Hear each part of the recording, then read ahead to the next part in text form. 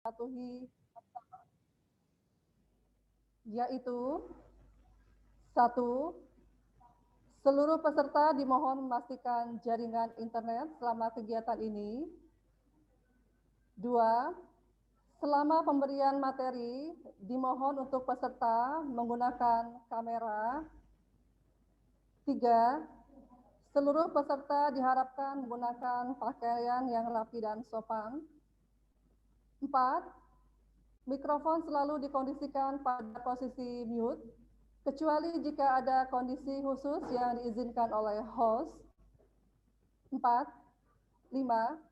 Peserta diharapkan mengisi daftar hadir dan evaluasi. Jika ada pertanyaan, silakan menulis pada kolom tanya jawab yang sudah disediakan oleh panitia. Berikut ini susunan acara webinar internasional ini. 1. Pembukaan. 2. Menyanyikan lagu kebangsaan Indonesia. Dilanjutkan dengan menyanyikan lagu kebangsaan Malaysia dan Filipina. 3. Pembacaan doa. 4. Sambutan-sambutan. 5.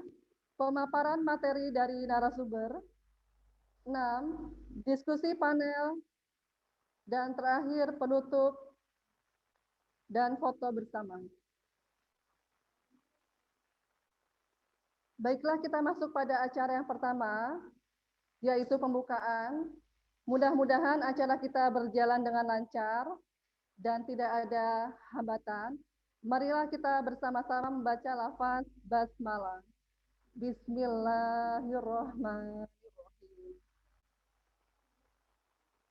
Menyanyikan lagu kebangsaan Indonesia. Dilanjutkan dengan menyanyikan lagu kebangsaan Malaysia dan Filipina.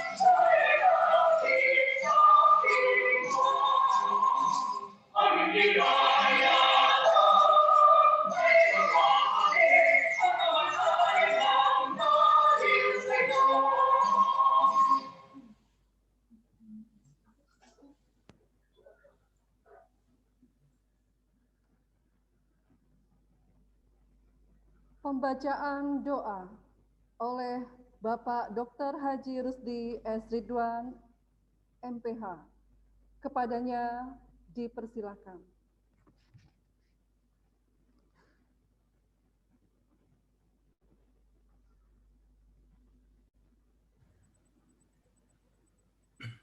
Bismillahirrahmanirrahim. Assalamualaikum warahmatullahi wabarakatuh. Peace be upon you and Allah may have a mercy and blessing for us. Ladies and gentlemen, as well as all participants, let us bow our heads for a moment munajat to Allah. Hopefully, we will always be blessed by Him, and everything we do is recorded as reward by His side. Amin. Please allow me to read this doa in Bahasa and in Islamic way. Assalamualaikum warahmatullahi wabarakatuh. A'udzubillahi minasyaitonirrajim.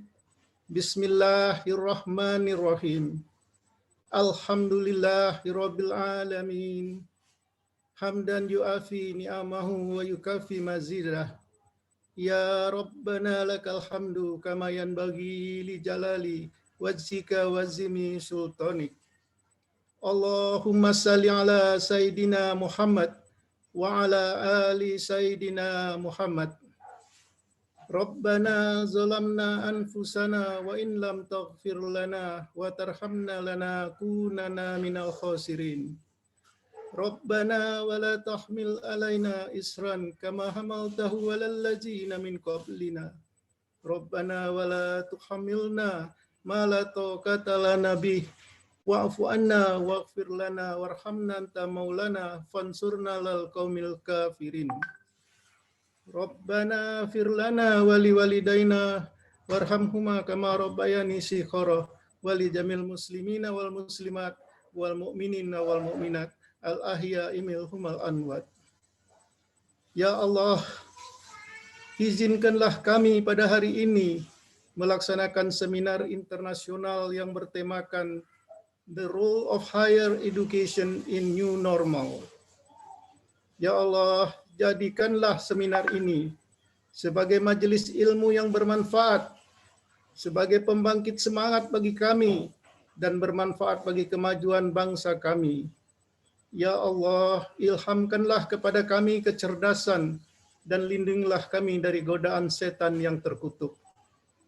Ya Allah, terangilah hati kami dengan cahaya petunjuk-Mu, sebagaimana Engkau telah terangi hati hamba-hamba-Mu yang soleh. Ya Allah, lapangkanlah dada kami, serta mudahkanlah kami dalam menimba ilmu. Rabbana atina fid dunya hasanah, wa fil akhirati hasanah, wa qina azabannar. Subhana rabbika rabbil izzati amma yasifun.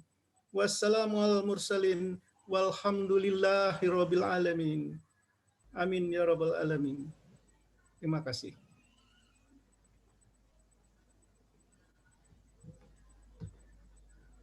Terima kasih kepada Dr. Haji Rusdi S. Ridwan, MPH. Kita masuk pada acara selanjutnya, yaitu sambutan-sambutan. Sambutan yang pertama dari Ketua Yayasan Karya Bakti Ria Pembangunan, kepada Ibu Milangoni Subiakto, kami persilakan.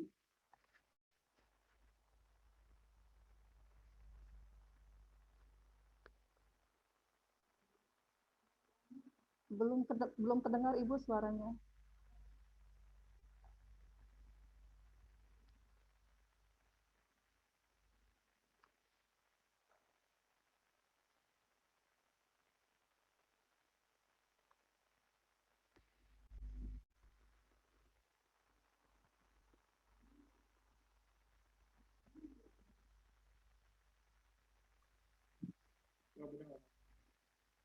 Sudah dengar, Sudah Eka? Ibu, sudah Ibu. Sudah, ya. Terima kasih. Tutup lamanya. Assalamualaikum warahmatullahi wabarakatuh. Yang kami hormati Associate Profesor Dr. Teguh Syahrul Reza SEMM, Director of Mandala International Leadership. Associate Profesor Dr. Faridah Muhammad Said from Lincoln University College of Mahsa University. Profesor Dr. Sidon Bernardes, Polytechnic University of the Philippines. Profesor Dr. Haryono Suyono, Ketua Pembina Yayasan Karya Bakti Ria Pembangunan. Dr. Sri Wartini MPD, Ketua Forum Dosen, Guru, dan Masyarakat. Pengurus Yayasan Karya Bakti Ria Pembangunan beserta jajarannya. Ketua Stikes Mitra Ria Husada beserta jajarannya, para dosen dan seluruh sivitas akademika SMRH Jakarta, hadirin dan seluruh undangan yang saya muliakan. Assalamualaikum warahmatullahi wabarakatuh. Salam sejahtera untuk kita semua. Pertama-tama, marilah kita panjatkan puji syukur kehadirat Allah Subhanahu wa Ta'ala. Tuhan yang Maha Esa, berkat rahmat dan karunia-Nya, kita dapat mengikuti acara webinar internasional dalam rangka peringatan Dies Natalis Stikes Mitra Ria Husada Jakarta yang ke-17.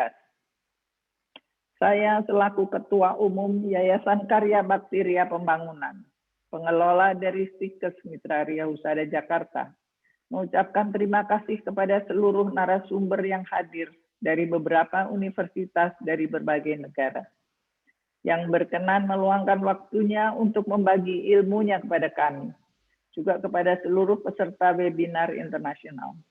Kami juga sangat bangga kepada panitia dan Ketua Stikes Mitra Ria Husada Jakarta, serta khususnya kepada Fordorum yang selalu bersemangat hingga dapat mewujudkan seminar internasional walaupun masih menghadapi pandemi COVID-19. Dengan mengadakan seminar The Role of Higher Education in a New Normal.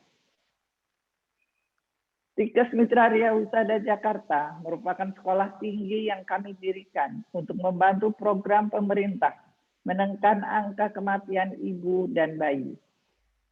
Mitra Ria Husada Jakarta mengutamakan mutu, pengembangan karakter, persahabatan, dan keterampilan yang mumpuni bagi lulusannya, dan telah berdiri sejak 29 Oktober 2003. Juga berpikir untuk membuka lapangan pekerjaan, karena dengan terbukanya era pasar bebas, maka persaingan pencari kerja semakin sengit. Karena bukan hanya bersaing dengan alumni perguruan tinggi di dalam negeri, namun juga bersaing dengan alumni perguruan tinggi di luar negeri. Hadirin yang saya hormati. Di bawah naungan Yayasan Karya Bakti Ria Pembangunan, Stikes Mitra Ria Husada bermaksud untuk meningkatkan martabat yang telah tersebar dan berperan penting di tengah-tengah masyarakat. Kerjasama dengan kementerian, lembaga terkait, serta stakeholder, kami jalin terus untuk mengembangkan Stikes Mitra Ria Husada Jakarta, baik di bidang akademik maupun non-akademik. Sebagai penutup, semoga webinar internasional ini berjalan dengan lancar. Ilmu yang dibagikan oleh para narasumber menjadi amal ibadah kebaikan untuk Bapak dan Ibu, serta untuk seluruh peserta dari webinar internasional ini, dapat mengambil manfaat dan sangat maksimal untuk kehidupan di era normal baru. Dirgahayu ke-17 Stikes Mitra Ria Husada Jakarta, semoga menjadi perguruan tinggi yang lebih kuat, lebih besar, dan lebih baik untuk kemajuan bangsa Indonesia. Wabillahi taufiq wal hidayah. Wassalamualaikum warahmatullahi wabarakatuh. Waalaikumsalam warahmatullahi wabarakatuh. Demikian sambutan dari Ketua Yayasan Karya Bakti Ria Pembangunan. Memasuki acara selanjutnya, sambutan dari Ketua Stikes Mitra Riau Husada, Dr. Anda Sri Danti Anwar MA, kami persilahkan.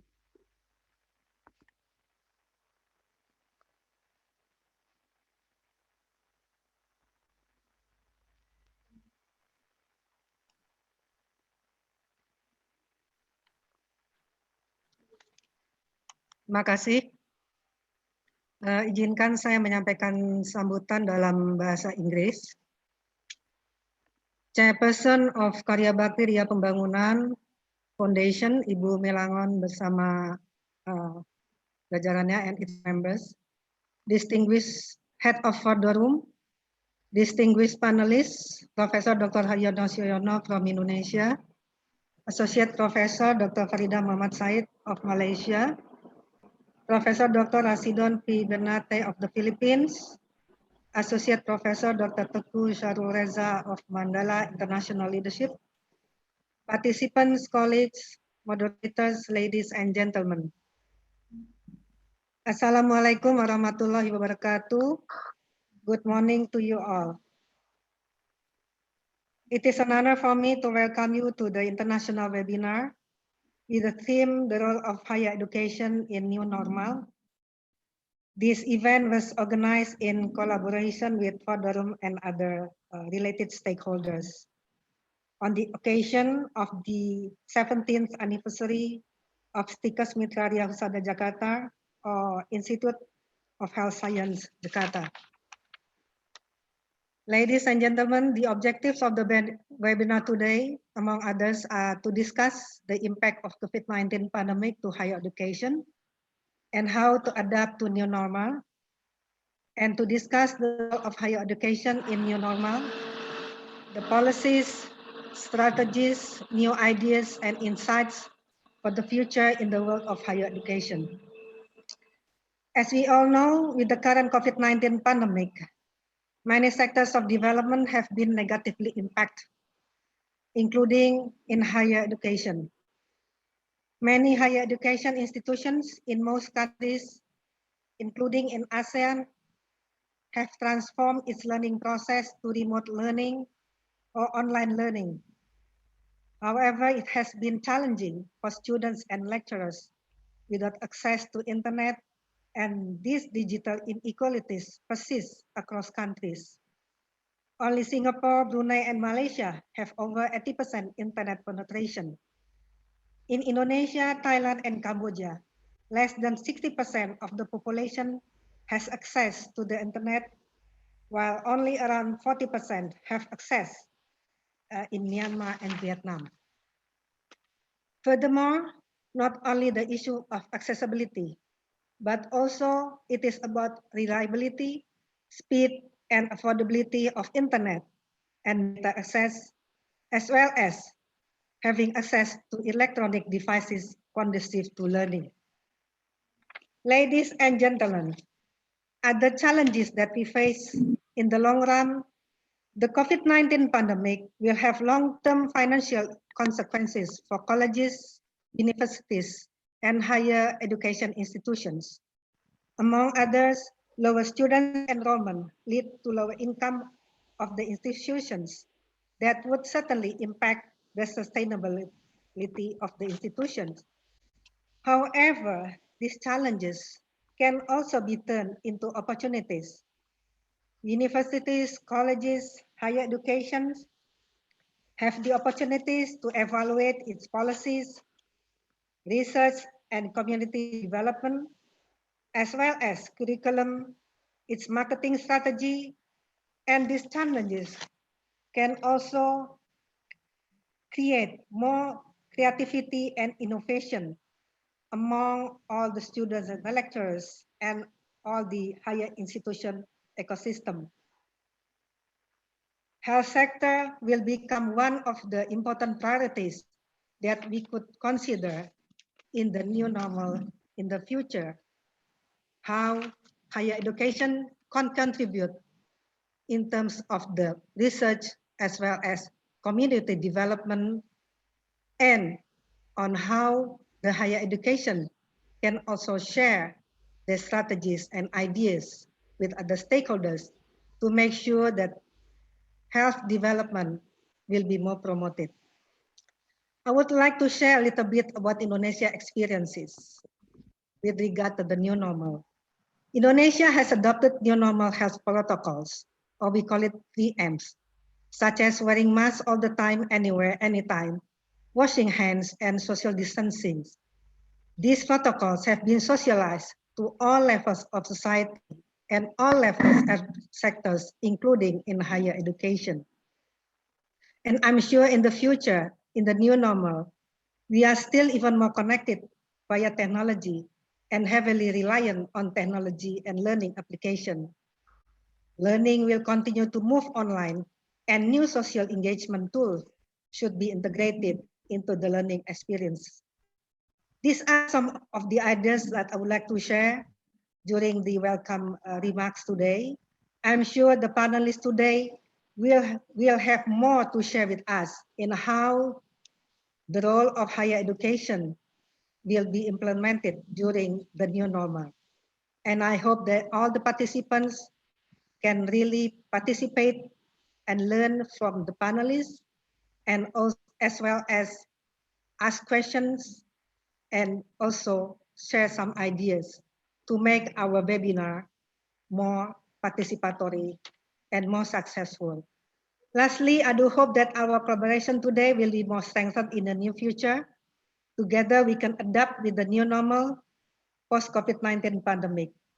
Once again, thank you very much to all panelists, participants, colleagues, moderators, and all stakeholders who have taken part in preparing and in conducting the international webinar. Terima kasih Bapak Ibu sekalian. Wassalamualaikum warahmatullahi wabarakatuh.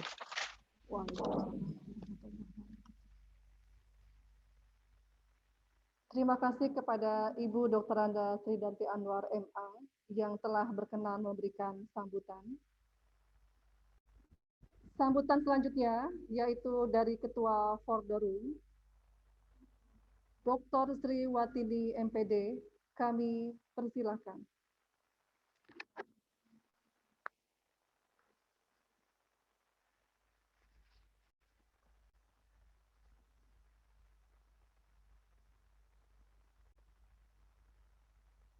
Suaranya belum terdengar, Ibu.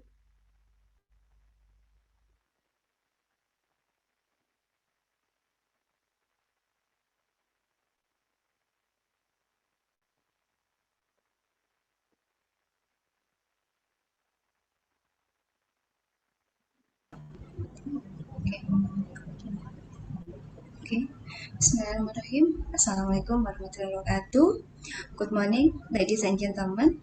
I respect all. First, Ibu Milanguni, Chairman, Mitra Ria Husada Jakarta, Dr. Anda Sridanti Anwar, MA, as Chairman of the Stickers Mitra Ria Husada Jakarta, keynote speaker, Prof. Dr. Haryono Suyono, MA, PhD, Minister of State Coordinating for Welfare of the People and Poverty Alleviation Indonesia. Morning, Prof. Haryono, Sugeng Enjang, Prof. I look cheer up always every day. Okay, welcome, Professor Dr. Rasidon P. Bernanti from Polytechnic of Philippines. Thank you, Prof. You are ready this morning. Long time no see. Hope you success always.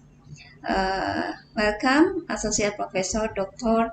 Farida Muhammad Said of Lankan University, of Mahsa University. Tahniah Puan, 4 years. I live in Shah Alam, Season 7, Sri Alam Kondo, near International Library Malaysia. Welcome, Associate Professor Tauku Reza, as Director of Mandala International Leadership. And all, I'm sorry, nervous. Okay, the attendant who have attended here, especially to the Mitra Ria Husada of the event webinar international with M approach. With all, let us share praise to Allah Subhanahu wa Taala who give thousands of forward to us. So on this day, we can implement IFA webinar international with topic the role of higher education as new normal. Salawat as well as greeting. Let's share thanks to our Prophet Muhammad. Many give us a model well. Before I say something or this greeting, the previous I thank you, Master Ceremony, MC, that has kept to time to welcome speak. Okay, uh, my name is Sriwatini, chairman of the forum. I'm sorry, Bapak Ibu yang kami hormati, ya saat ini kita mengadakan seminar internasional, akan tetapi lebih banyak peserta dari Indonesia dan tadi sudah dipesan juga, mohon semuanya tidak di bahasa Inggris kan. Oleh sebab itu saya coba untuk dikolaborasi. Baik, terima kasih MC yang telah memberikan kesempatan kepada saya. Saya selaku Ketua Forum Dosen, Guru, dan Masyarakat mengucapkan terima kasih atas kesempatan yang sangat luar biasa diberikan kepada Fordorum sehingga Fordorum bisa bekerja sama dengan Mitra Ria Husada Jakarta sehingga pada pagi hari ini bisa menyelenggarakan webinar internasional di mana kami Fordorum tidak hanya ingin hari ini saja kita collaboration ya, akan tetapi kita akan melakukan kerjasama di Tridharma Pendidikan Tinggi, pendidikan, penelitian, dan pengabdian masyarakat. Fordorum hadir untuk Indonesia karena Fordorum tidak pernah henti untuk semangat untuk melakukan kegiatan-kegiatan.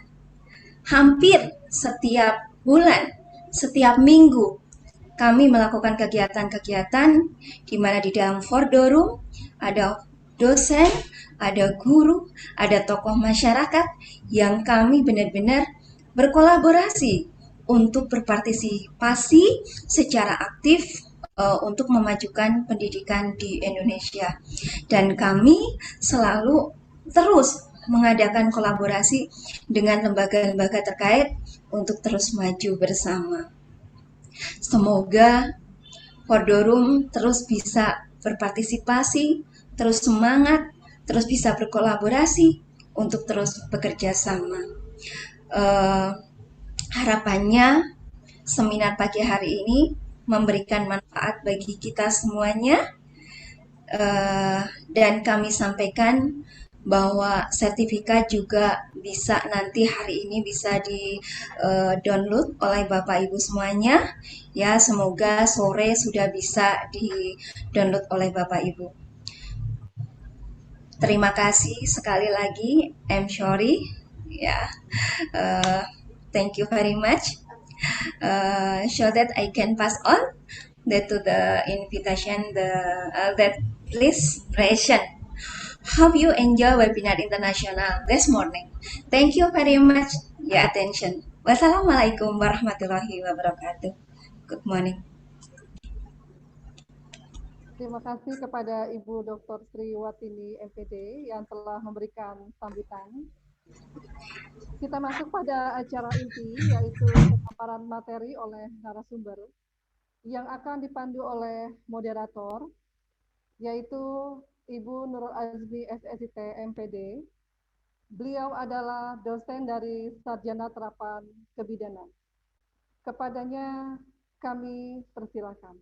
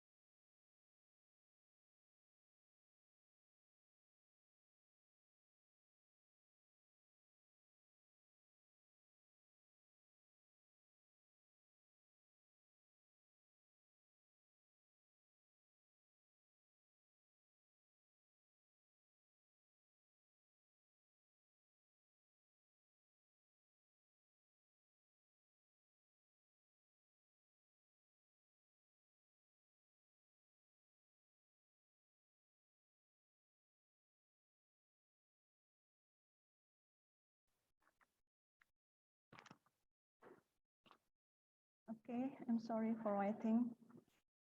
Thank you for the time. Well, ladies and gentlemen, may I have your attention, please? The presentation is about to begin. Please have a nice seat. Thank you very much for preparing yourself to join our seminar.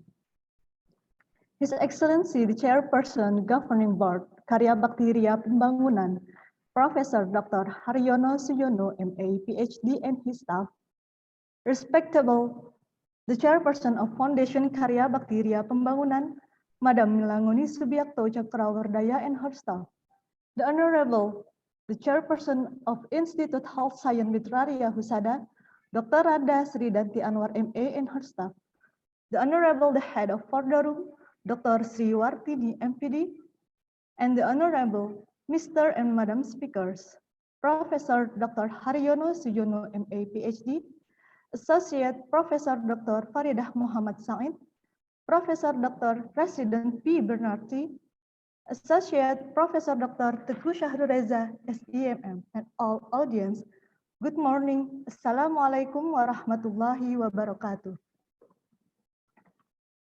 Ladies and gentlemen, I'm Nurul Azmi Aprianti, the moderator of today's seminar. I'm very pleased to see you here and welcome all of you to this prestigious seminar. This seminar is conducted by Institute of Health Science Mitraria Husada in collaboration with Fordarum. And this seminar will discuss about the role of higher education in new normal. In this occasion, we shall have outstanding presentation for our prominent speaker, whom I believe shall enrich our insight and knowledge regarding for the theme of this seminar. The following states some of the provisions in this discussion. For the first, the speaker can deliver the material for 15 minutes. During delivery of the material, the audience can write questions in the chat column. After all speakers deliver their material, a question and answer session will be opened. Before the presentation begins, allow me to introduce the speakers. For the first speaker is Professor Dr. Haryono Suyono, MA, PhD. He was former Minister of State Coordinator for Welfare of the People and Poverty Alleviation, Indonesia. In addition, he is known as the head of the National Family Planning Coordinator Board, or BKKBN, which is famous for the family planning program in the era of President Suharto. He graduated from Academy of Statistics, University of Gajah Mada, and University of Chicago. Okay, without further ado, I would like to welcome our first speaker. Ladies and gentlemen, please welcome Professor Dr. Haryono Suyono, MA, PhD. The time is yours.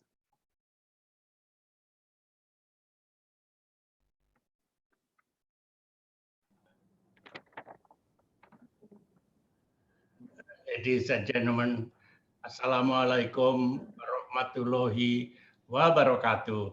Waalaikumsalam warahmatullahi wabarakatuh. Join Ibu Milan and Ibu Danti as chairman of the foundation and the director of the university to welcome and to greet all distinguished professors from Malaysia, from the Philippines, all members that joined this webinar, all friends from Indonesia, all lecturers that joined the webinar. Try to assess the slide so that I can presentation as possible. This webinar is sponsored by many distinguished universities, including Mitraria Husada and our colleagues from the Malaysia, from the Philippines, and maybe from other universities that has time to join this very important webinar. We try to summarize that in Indonesia, the role of the university.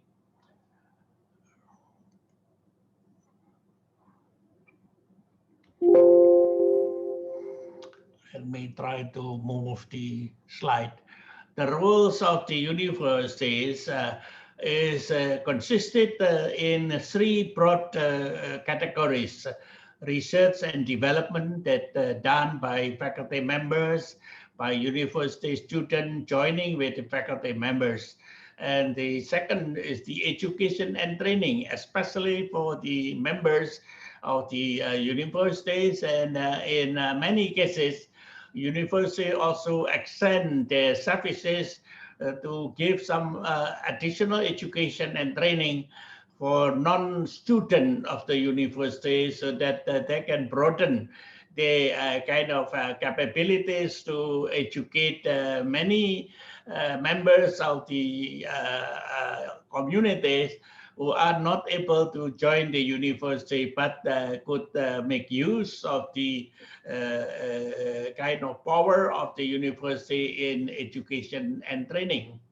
And the third important roles of the universities in Indonesia is community services, in which in the last, before the year 2000, university faculty and members and also students stay in the villages almost 1.5 months. But in this new system, the university faculty and university student could stay in 1 semester, 2 semesters, or 3 semesters, according to the kind of problem that they can help solve in the community. This kind of opportunity to give community services will enable the student to see the real life in the community and in the villages, have discussion with the community members, and also have a kind of capacity to help plan the program for the village development, and at the same time to help and work together with the community to solve the problem that community have. The kind of basis that started in the year 2000 was MDGs, but at the moment is the continuation of MDGs as sustainable development, in which the first priority is empowerment of the manpower in the villages, so that they are able to live longer, to have a better education, and to have work for each and every member of the community, so that the SDGs is the basis for the coming 15 years. We have already completed the first 5 years, so we continue another 10 years with the SDGs as the basis of international kind of work of the student and the community, and the educating and in research and development of the universities. In the Indonesian situation, the president will give some sort of guidance for all development activities at all levels, in the rural area and the urban areas, and the guidance is given done to the villages. And the university could really empowers and local leaders, so that they can work in the villages together to help the families with the kind of activities that development guidance is given by the government. So the families will be the end of the student and faculty members when they did some sort of work in the villages as part of the services. The government and the higher education universities will give and send students, and will also send faculty members, not only for the families, for the community services, but also to do research and development and share the result of the research and development with the community members. the kind of work that student and faculty members do are not in isolated, but rather they work together with the local government, with the university and other social institutions, so that the work at the end is a kind of combination of the work of the faculty members, students, and the community, and also many other unit in the community to work together to have the families eventually to do some development work, to have empowerment of the family members, to give education, to give kind of health services and things like that, so that in a totality, these kind of work together in Indonesian word is called gotong royong, will eventually become some sort of input for the family to self-sustain development by themselves eventually. At the present, when we are in the kind of situation by which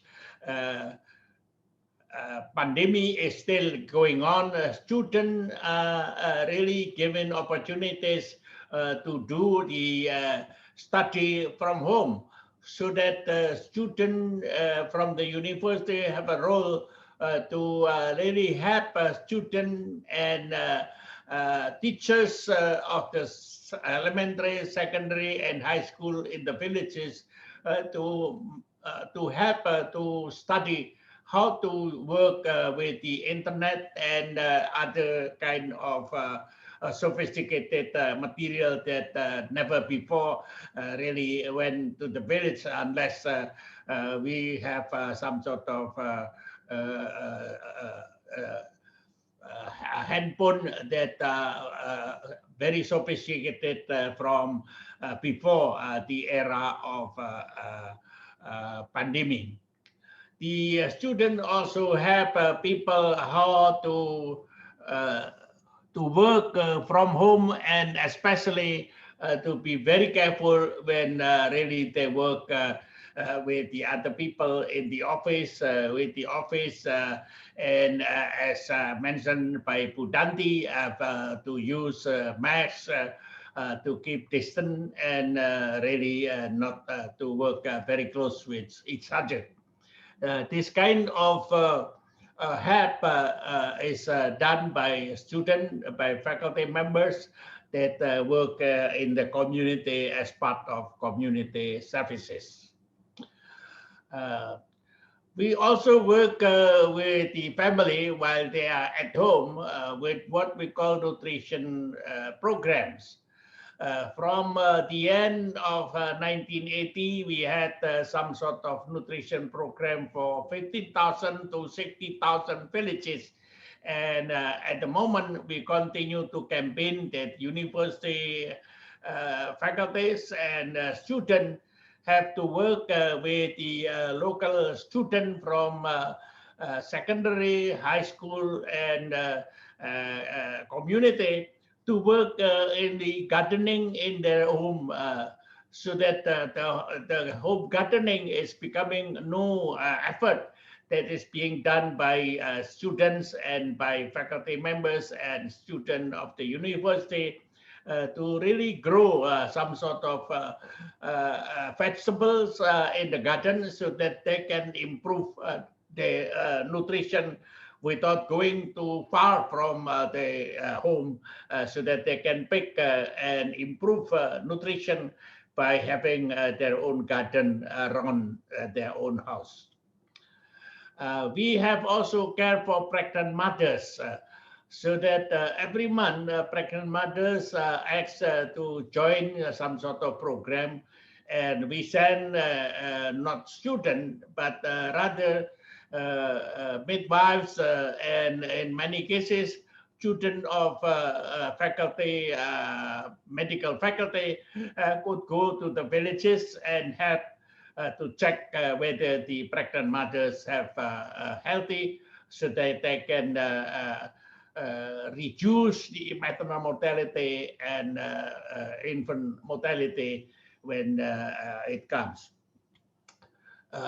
We also have some sort of medical treatment for operation between district doctors and students, so that improvement in health is done in the community, not only in the health clinic, but rather we also pick the case in the community so that the improvement of health could still continue while we have a pandemic kind of event. We have also developed home gardening, student services in the morning as to ask by the parents to grow vegetable in the garden so that the activities become some sort of social movement.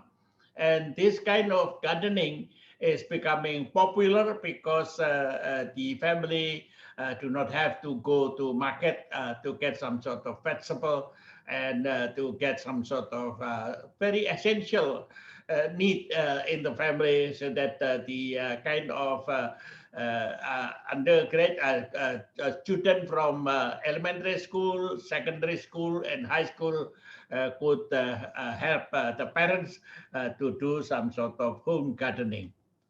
The student university expert, university faculty members could help and go down to the village to get some sort of model garden and things like that, so that the local community could imitate what is done by kind of faculty members and students from the university who are specialized in home gardening, so that the knowledge of kind of garden improvement are being done by student and faculty members of agricultural university, and give advice for the community in the village.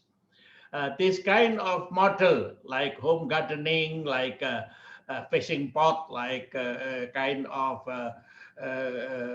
husbandry and things like that, become some sort of new development while we are being attacked by pandemic at this moment. So that the pandemic is giving some sort of ideas how to improve local food, local kind of activities, which were not very active before the pandemic time. And this kind of initiative that really initiated by the care of the people is being something new in this new culture that are being developed in Indonesia. Hope it can also be developed in other countries.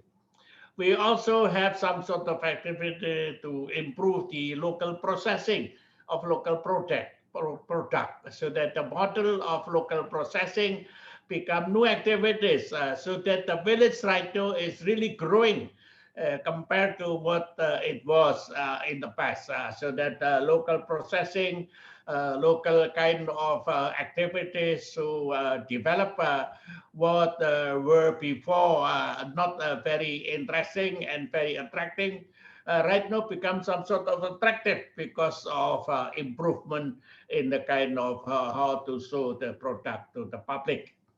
We also have some sort of marketing training, which growing new market in the village, which become new activities like kind of tourism in the village that they produce something for the product.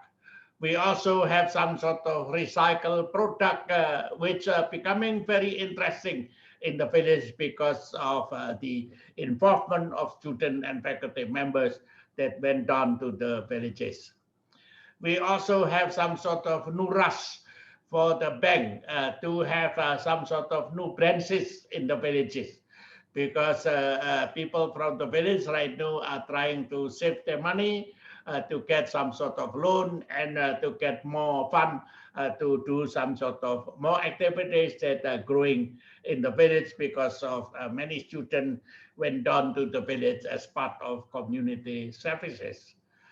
But we also have some sort of growing old ages like myself, In the year 2000, we have only 2 million people beyond the age of 60. But right now we have around 11 or 12 times than what we had in the year 1970. This kind of old people become some sort of helping the young people to move because they have some money, they have some saving that can be used by the young people to do business in the villages. At the end, we really, after so many months, since February or March, we are adopting new norms that eventually will come to a new district, a new culture. It is not a renewing of culture, but rather exactly a very new culture with new norms, so that the role of the student in the future will also become some sort of new role, not only to give services to the community in the villages with old culture and old norms, but with new norms. New norms era of 4.0, which will use more internet, will use some sort of very quick changes. Is a kind of total adoption of new norms and new culture, which I consider this as a development of a new culture, not only in Indonesia, but also all over the world. New culture in which we will be friendly to kind of COVID-19 will not end by the year 2021, maybe not end by the year 2022, but we are going to be very friendly with the kind of pandemic, with kind of all kind of something different. The new culture is a culture of friendship with everybody, culture of friendship with many universities around the world, because we can just have a kind of Zooming, so that we don't have to go to the Philippines, we don't have to go to Malaysia, but we can get together in a Zooming activity like this morning. At the end, I like to thank all friends from Philippines, from Malaysia, and from other part of the country. Hopefully next time we can have webinar with our friend from Bangladesh, from Thailand, and from other Asian countries, so that we can share our experiences in the development and the empowerment of the family in the villages, so that we can have a new culture with a very high quality human being, with a very high quality of family. I like to close by thanking all faculty members that have joined the webinar that we worked together this morning. I thank you. Wassalamualaikum warahmatullahi wabarakatuh.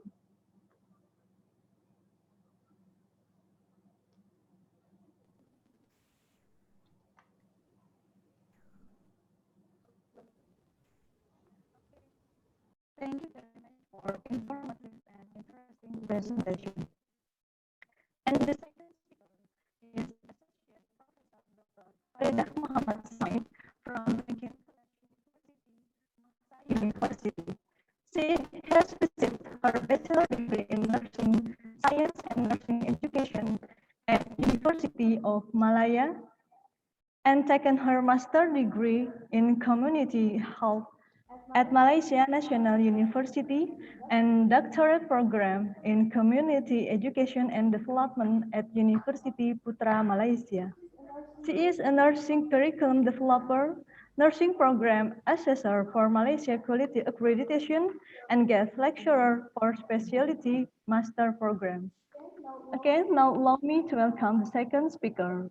Ladies and gentlemen, please welcome Associate Professor Dr. Faridah Muhammad Said. The time is yours. Thank you so much, chair ladies. Thank you so much. Am I audible? Can everybody hear me? Yes. Yes. We Okay. can Thank hear you. you. Yeah. Thank you. Okay. Allow me to acknowledge all those people organizer in Bahasa Malaysia, not in Bahasa Indonesia. Okay. I would like to thank Ibu Milanggori, the Ketua Yayasan Karya Bakti, Ria. I would like also to thank Ketua STI Mitra Ria, Dr. Sri Danti, Ketua Forum, Dr. Sri Wan Batini. Okay, the moderator. Also, I would like to thanks for all those organizers who are inviting me, especially Dr. Tengku Syarul and all the distinguished speakers. Okay, let me share with you my, I'm going to talk about the roles of higher education in Malaysia. All right.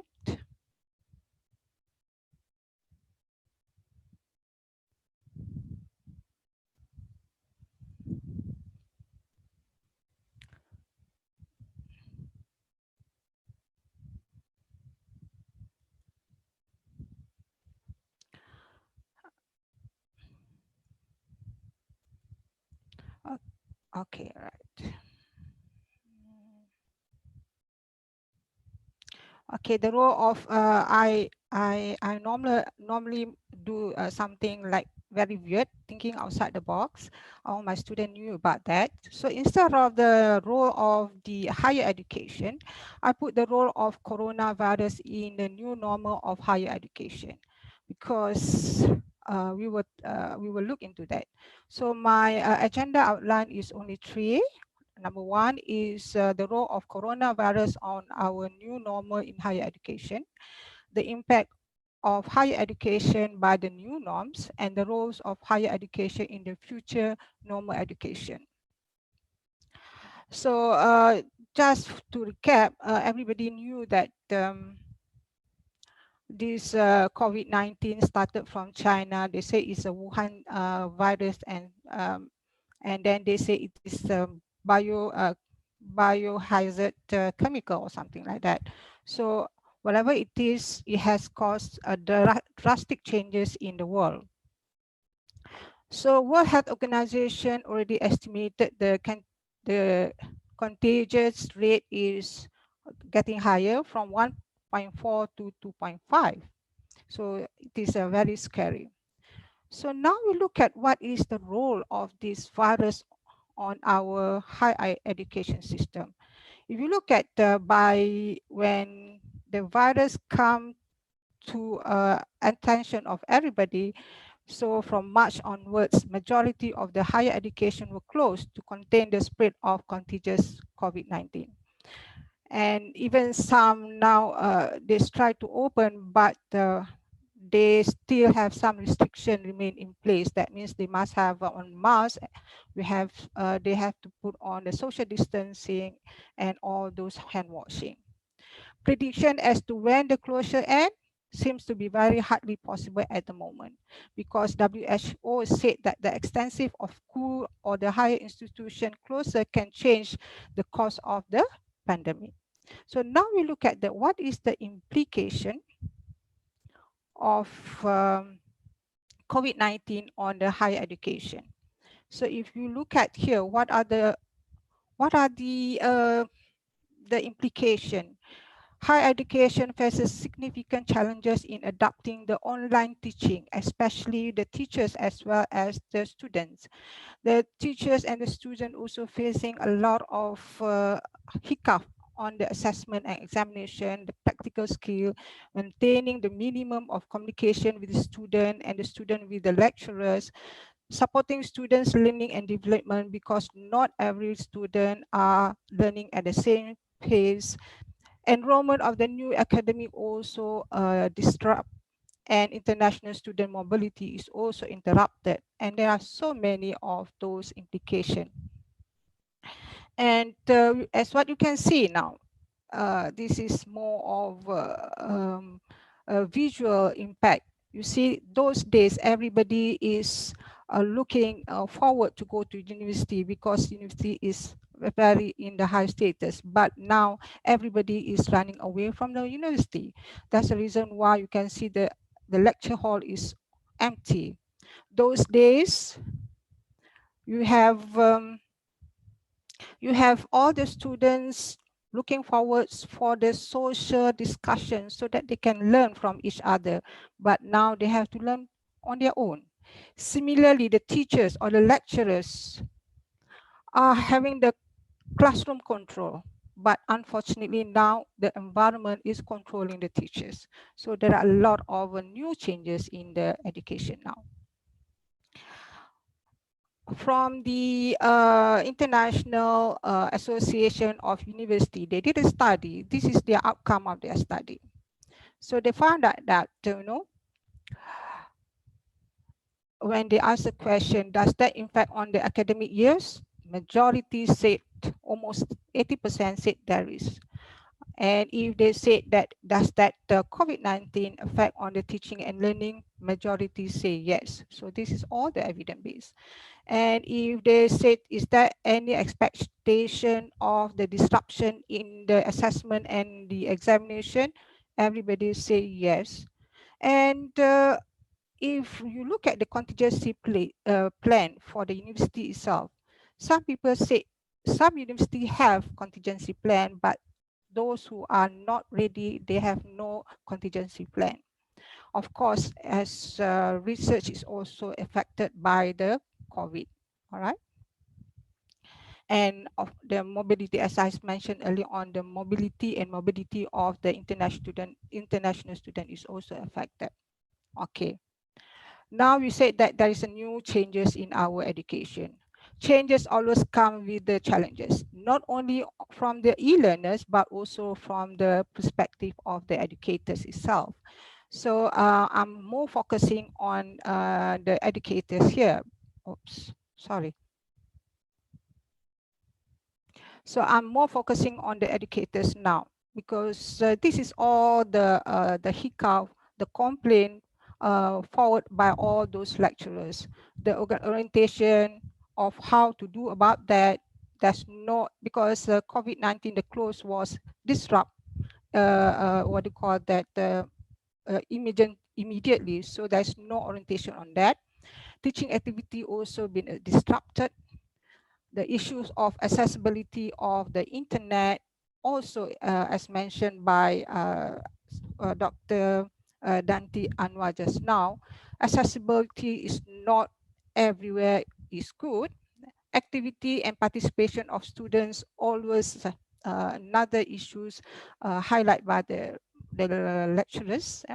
Dynamic teaching learning also, as we mentioned before, that the lecturer used to have the classroom control, but currently it is very limited because it's all online.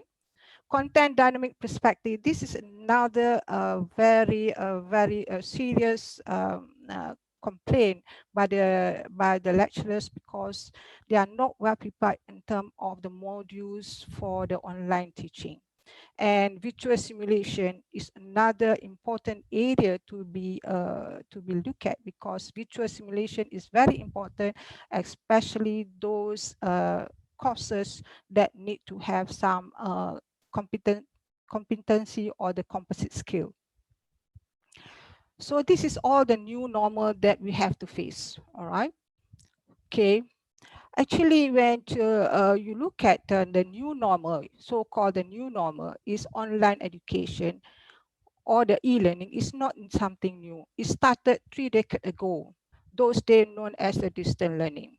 All right, if you can remember, one of the university that really adopt to that distant learning is OUM, which can be seen by all over the world.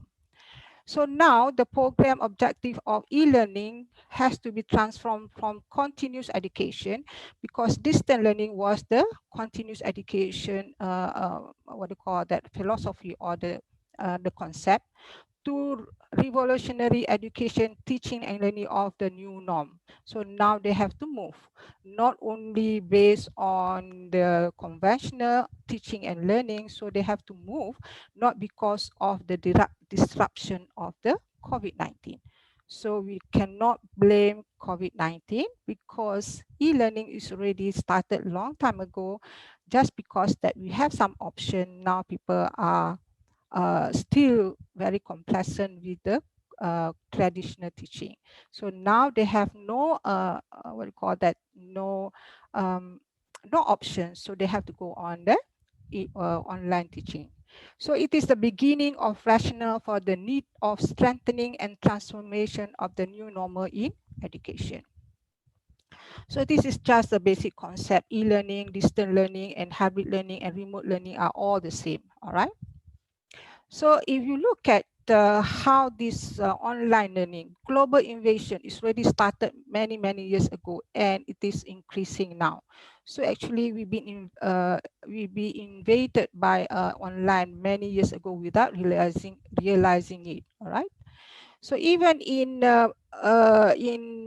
Middle East country, they also already adopt with the e-learning. You see, their number is increasing, all right?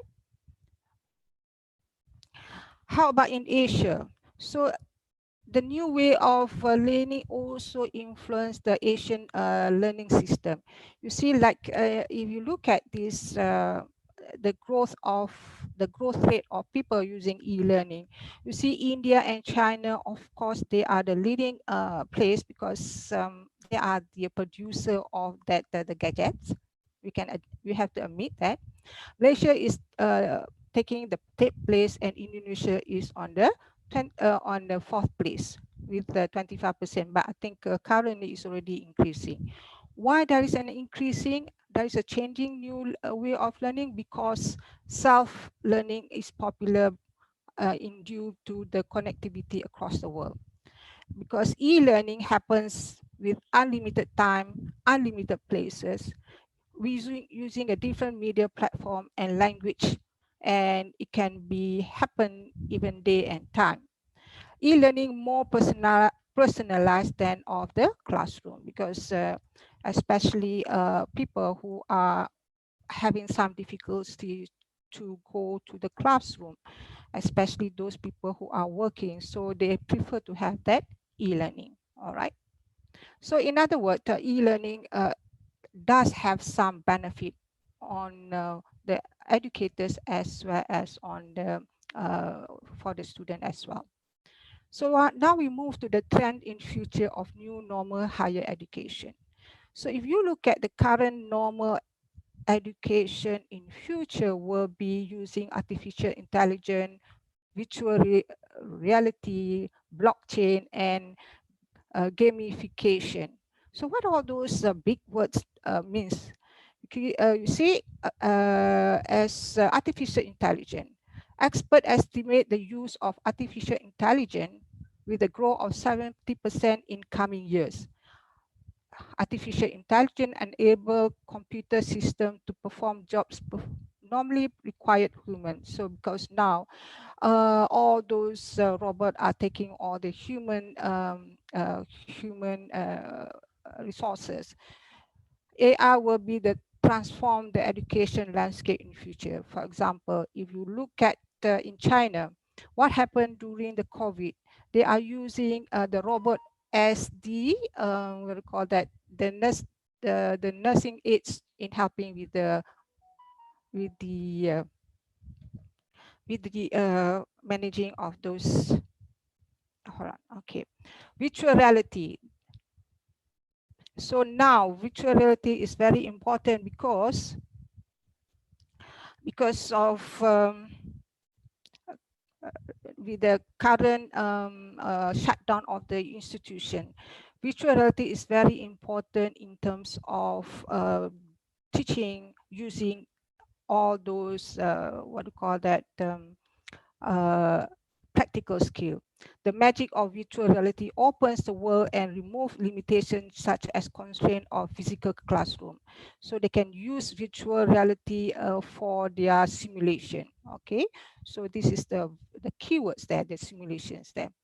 Okay, blockchain is another public permanent database. So now if you can see that you don't have to wait many years. Now every information is at your fingertip now. Okay, Gamification, what does that mean? It means that all education must stimulate the students so that we can attract the student to be more active in the class, in the virtual classroom. So this new education geared to society 5.0, where it is a more of digital transformation. All right. Because what do you mean by digital transformation of our future generation? Because in future, all are based on the AI, that is artificial intelligence. So this is what the Japanese has been preparing for all those people in the elderly who wants to get their what do you call that, their assistant in the health, their health assistant. All right. So let me share some of those Malaysian higher education in terms of their vision, in terms of the how prepared are we in the e-learning. Malaysian is already at the forefront of the e-learning, which is part of the Malaysian Education Blueprint 2015 to 2025.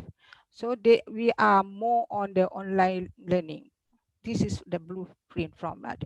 So what do you mean by the blueprint is that the Malaysian higher education has strategized to direct the direction of national higher education focus on development of quality human and intellectual capital. So what are they focusing are on the e-learning as well as the ICT. So this is what happened now. All right. So now where are we in Malaysia? We are already in the second wave. So we are more or less, we are well prepared with all those e-learning or online learning.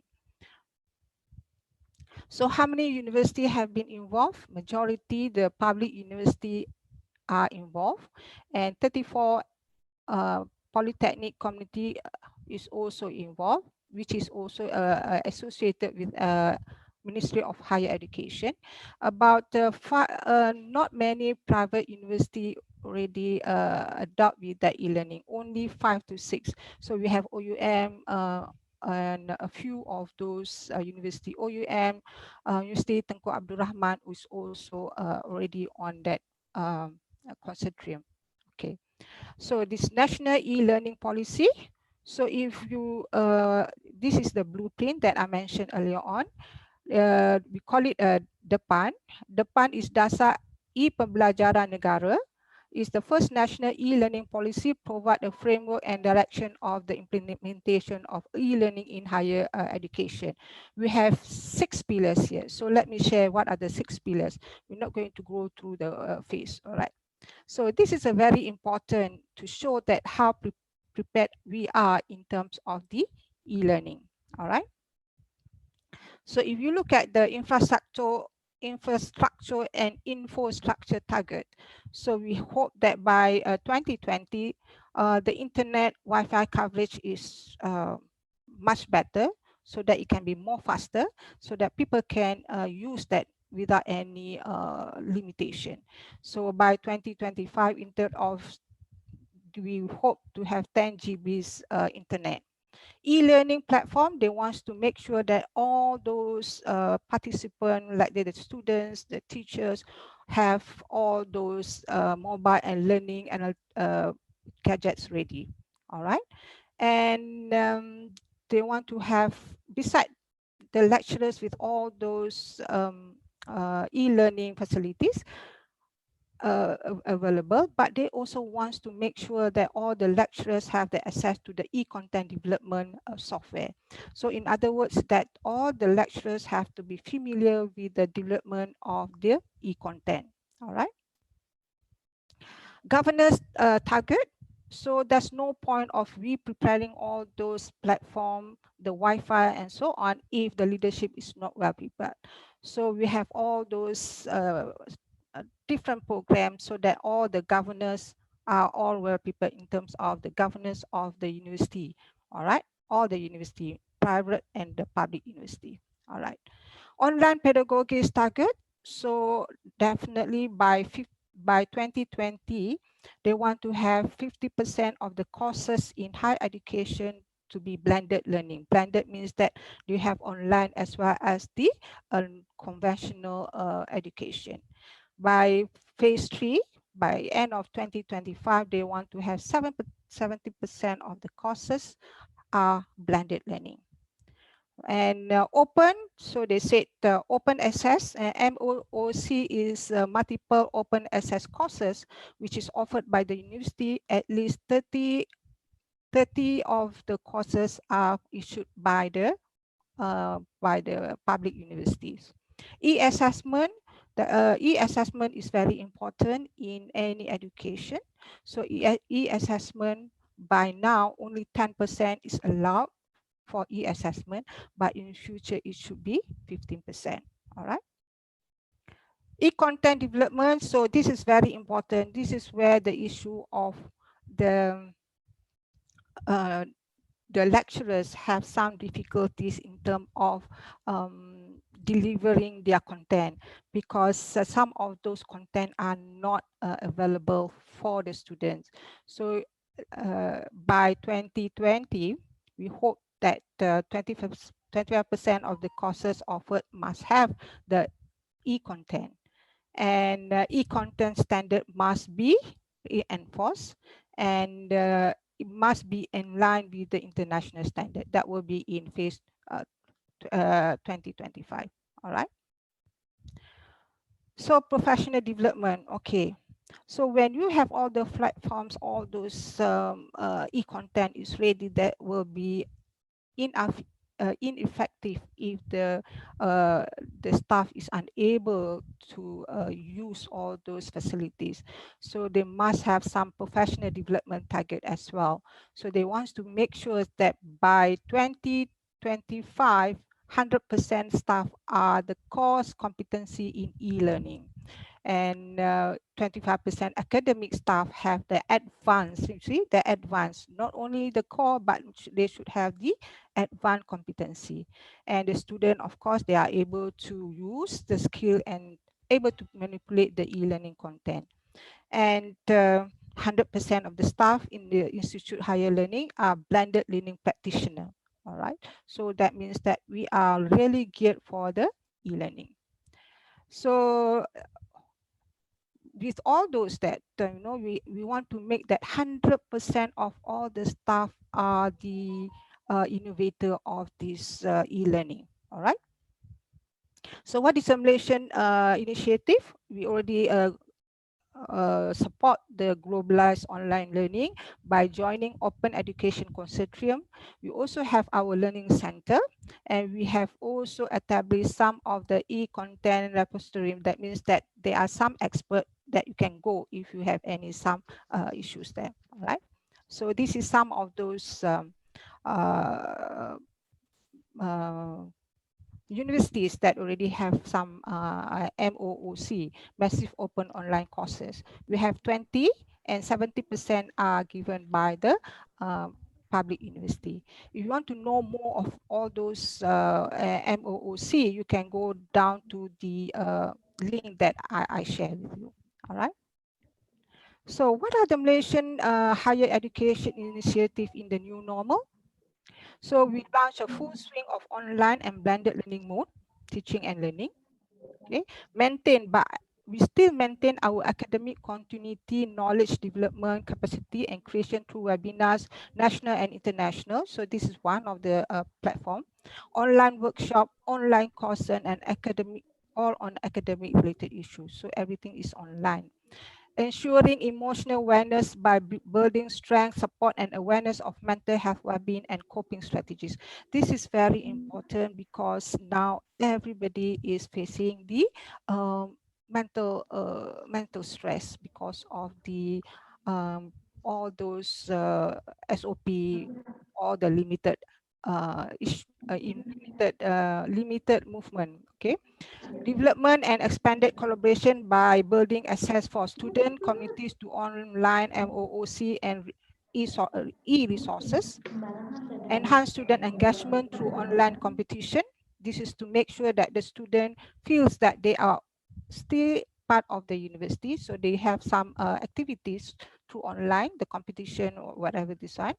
they can, some university, in fact, they do some, what you call that, competition on video. So the student will send their videos, their live to the lecturer, so that the lecturers are able to evaluate what is their skills that they learn.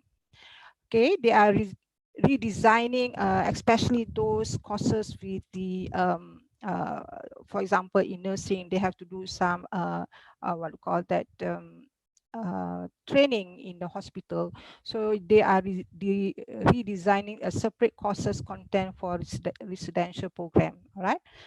For medical, program, nursing program, for engineering program. Safety are always the safety is one of the main measures, so all the programs are on hold. So the recommendation. I'm sorry, sir. Yes. I'm sorry, sir. The time is over. Okay, wait. Let me finish my last. This is my last slide. Okay. Government and institution to invest a strong technical infrastructure to review all learning assessment and examination and learning resources in various language, and staff development and training must be on. So what I'm trying to show is that if you want to do any changes, you want to do any development, it must come in a full action with the collaboration of all these people. Like in Malaysia, we have to collaborate with Ministry of Higher Education. MQA is the accreditation body, and the stakeholders, and most importantly, you must collaborate with the professional act regulators like the medical doctors, engineers, nursing. All right. So this is all. So you have to develop the e-content and platform and the e-pedagogy with the collaboration with all those four stakeholders, because we want to produce our graduate that can be hired. So my last, this one, online blending learning are shaping the future education. So MOOC are already enhancing the education. So everybody is accountable. So don't wait only from the higher education. The lecturer itself has to think outside the box, as well as be more proactive in terms of getting new information. All right. So with that, thank you for that. And please, they say in order to stop the COVID, don't follow the man. Please follow the woman to prevent COVID. Okay, with that, I say thank you for listening to my presentation. Thank you so much. Thank you so much, sir, Okay. for interesting and informative presentation. Thank you. Can now we move to the Yes. third speaker? Yes. The third speaker is Professor Dr. Resident P. Bernarte from Polytechnic University of Philippines.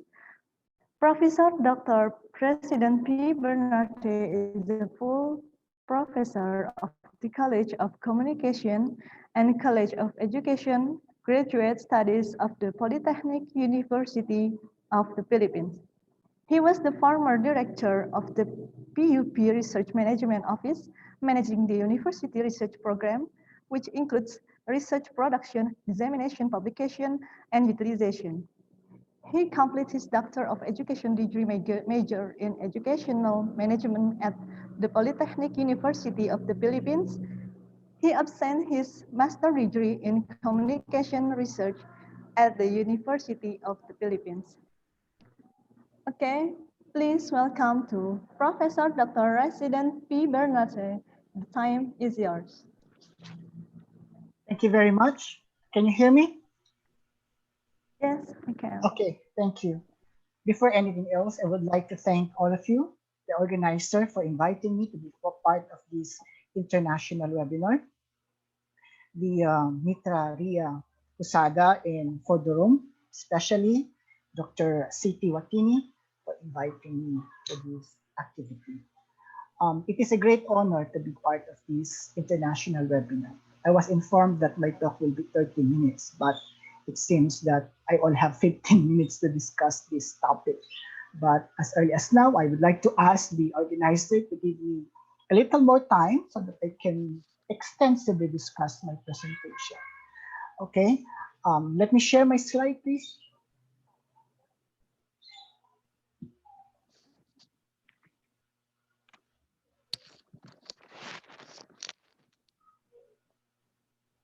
Can you see it? Good. Yes, we can see. Okay, thank you.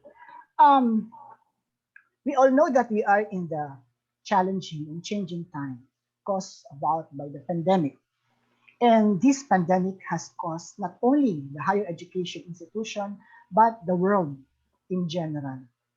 But the impact that we are experiencing um, is cannot be measured as of this day. So my discussion today, I hope all of us are safe and sound in our community, in our organization.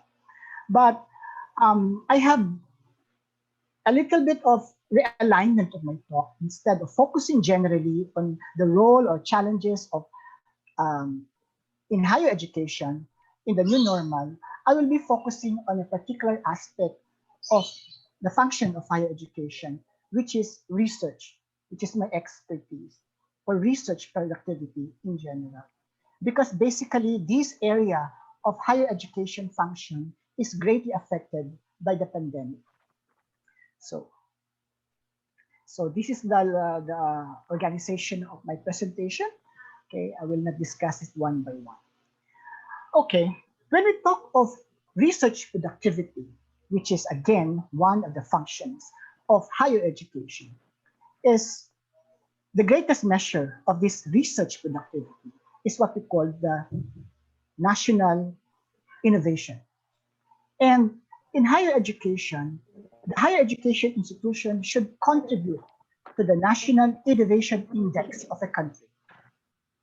And this is the greatest measure. If you want to know whether the university is contributing or whether the university is contributing to the research productivity, we should look into the Global Innovation Index and how our institution contribute to the country's National Innovation Index. If we're going to look on the indicators of the Global Innovation Index, we can see here that most of the variables and indicators are coming from the higher education institution, like online creativity, citable documents, publication, and all those. So these are contributing to the National Innovation Index. And where our role in the higher education is very important to contribute to this National Innovation Index. Looking into the ASEAN in the 2020 innovation ranking, okay, we can see here that most of the countries in ASEAN, in a way, did not change much of the national or the global innovation index. Of course, we can expect Singapore, Malaysia, Thailand contributing greatly to the regional innovation index. Okay. For example, Indonesia, the ranking does not change at all, but we are happy, though, despite the limited budget being provided by the government in my country, the Philippines, we're able to increase our ranking in the Global Innovation Index with the 4 points or 4 notches.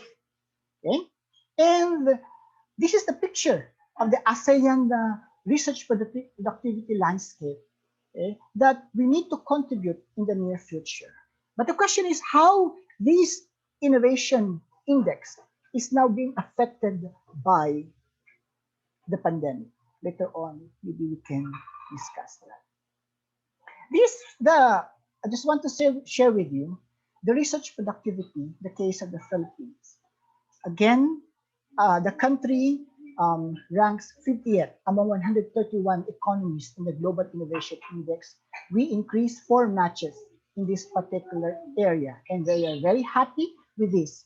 And based on the report by the government, higher education institution greatly contributed to this increase in the National Innovation Index or Global Innovation Index of the country, because of the innovation and research productivity of higher education institutions.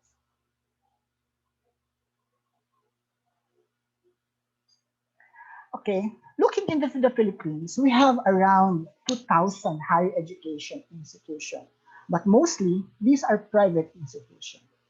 What I am saying is this: if this number great number of higher education institutions contributing or doing their job in the research productivity, Philippines might have a higher level of or ranking in Global Innovation Index. Even Indonesia, for example, you have more than 4,000 higher education institutions classified into institute, polytechnic, university, academy, and school of higher learning. Okay? Again, the role of higher education institution in the Global Innovation Index is greatly. That's why we need to look at it and revisit our role and how and ask ourselves, how are we contributing to this Global Innovation Index, which is a measure of our research productivity. This is the landscape of higher education institutions in terms of the number of higher education institutions and, of course, other areas. Looking at QS 2020, okay, I just want to mention that even in the Philippines, it is unfortunate that not much of higher education institutions in our country is contributing to the national innovation index. That's why the government of my country is doing its significant job, okay, to make sure that support for higher education institutions, both private and public, are given attention. We are proud that the Philippines is the only country in Asia that has free tuition fee in higher education among state universities. If you want to enroll or study in higher education, it's free in the Philippines.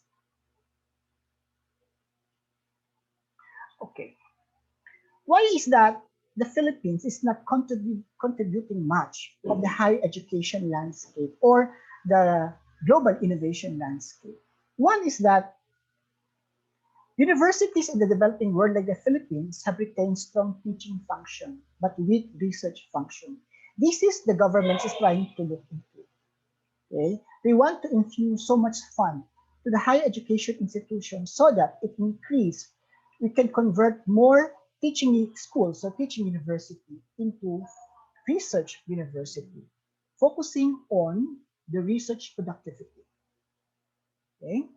And in the last 10 years, there was a low turnout of research production and minimal involvement of faculty in research activities. Why? Because of the situation in higher education institution wherein focus is more on instruction rather than research. Now, government policy is being revised to give emphasis on research so that again we can contribute in the national and global innovation index. Okay, this is another situation. Good thing Malaysia is very strong in the research publication, and we're doing our best in the Philippines to, in a way, to come up with some accomplishments in the publication, international and refereed publication.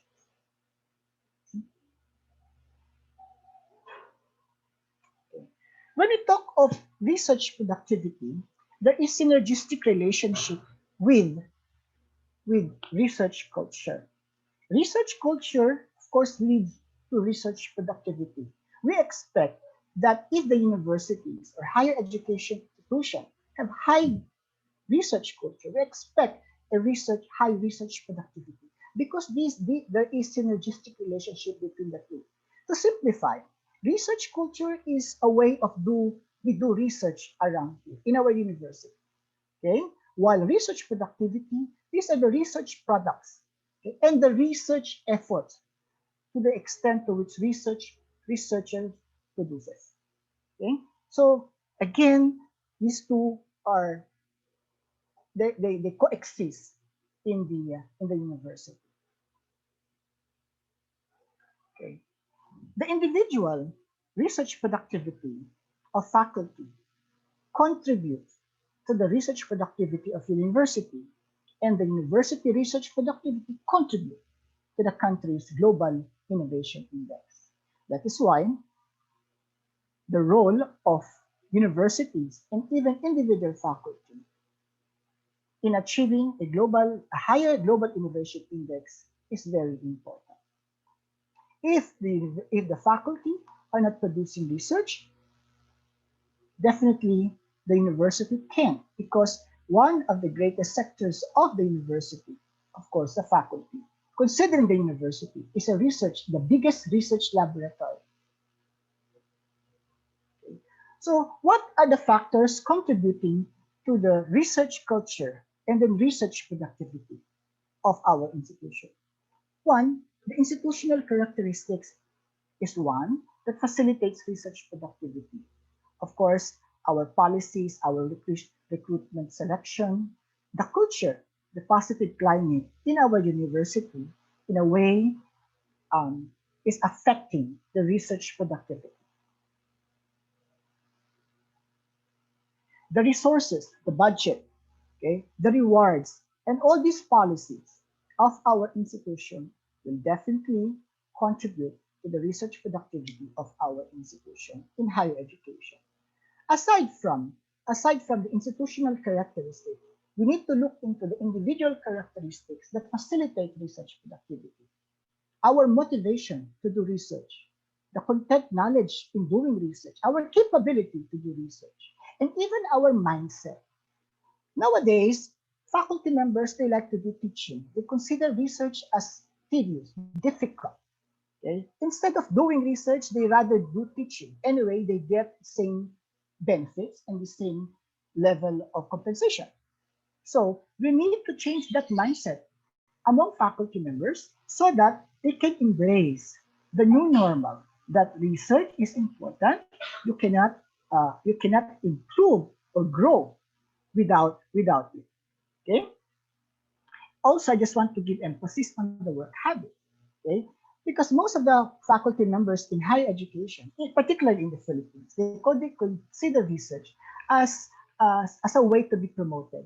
They don't see the value of research on how this contribute or how this impact the the society in general.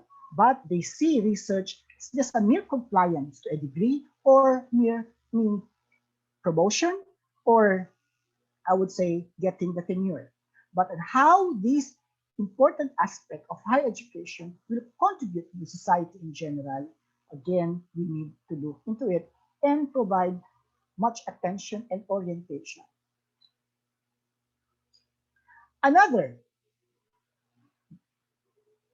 characteristic that facilitate research productivity is leadership.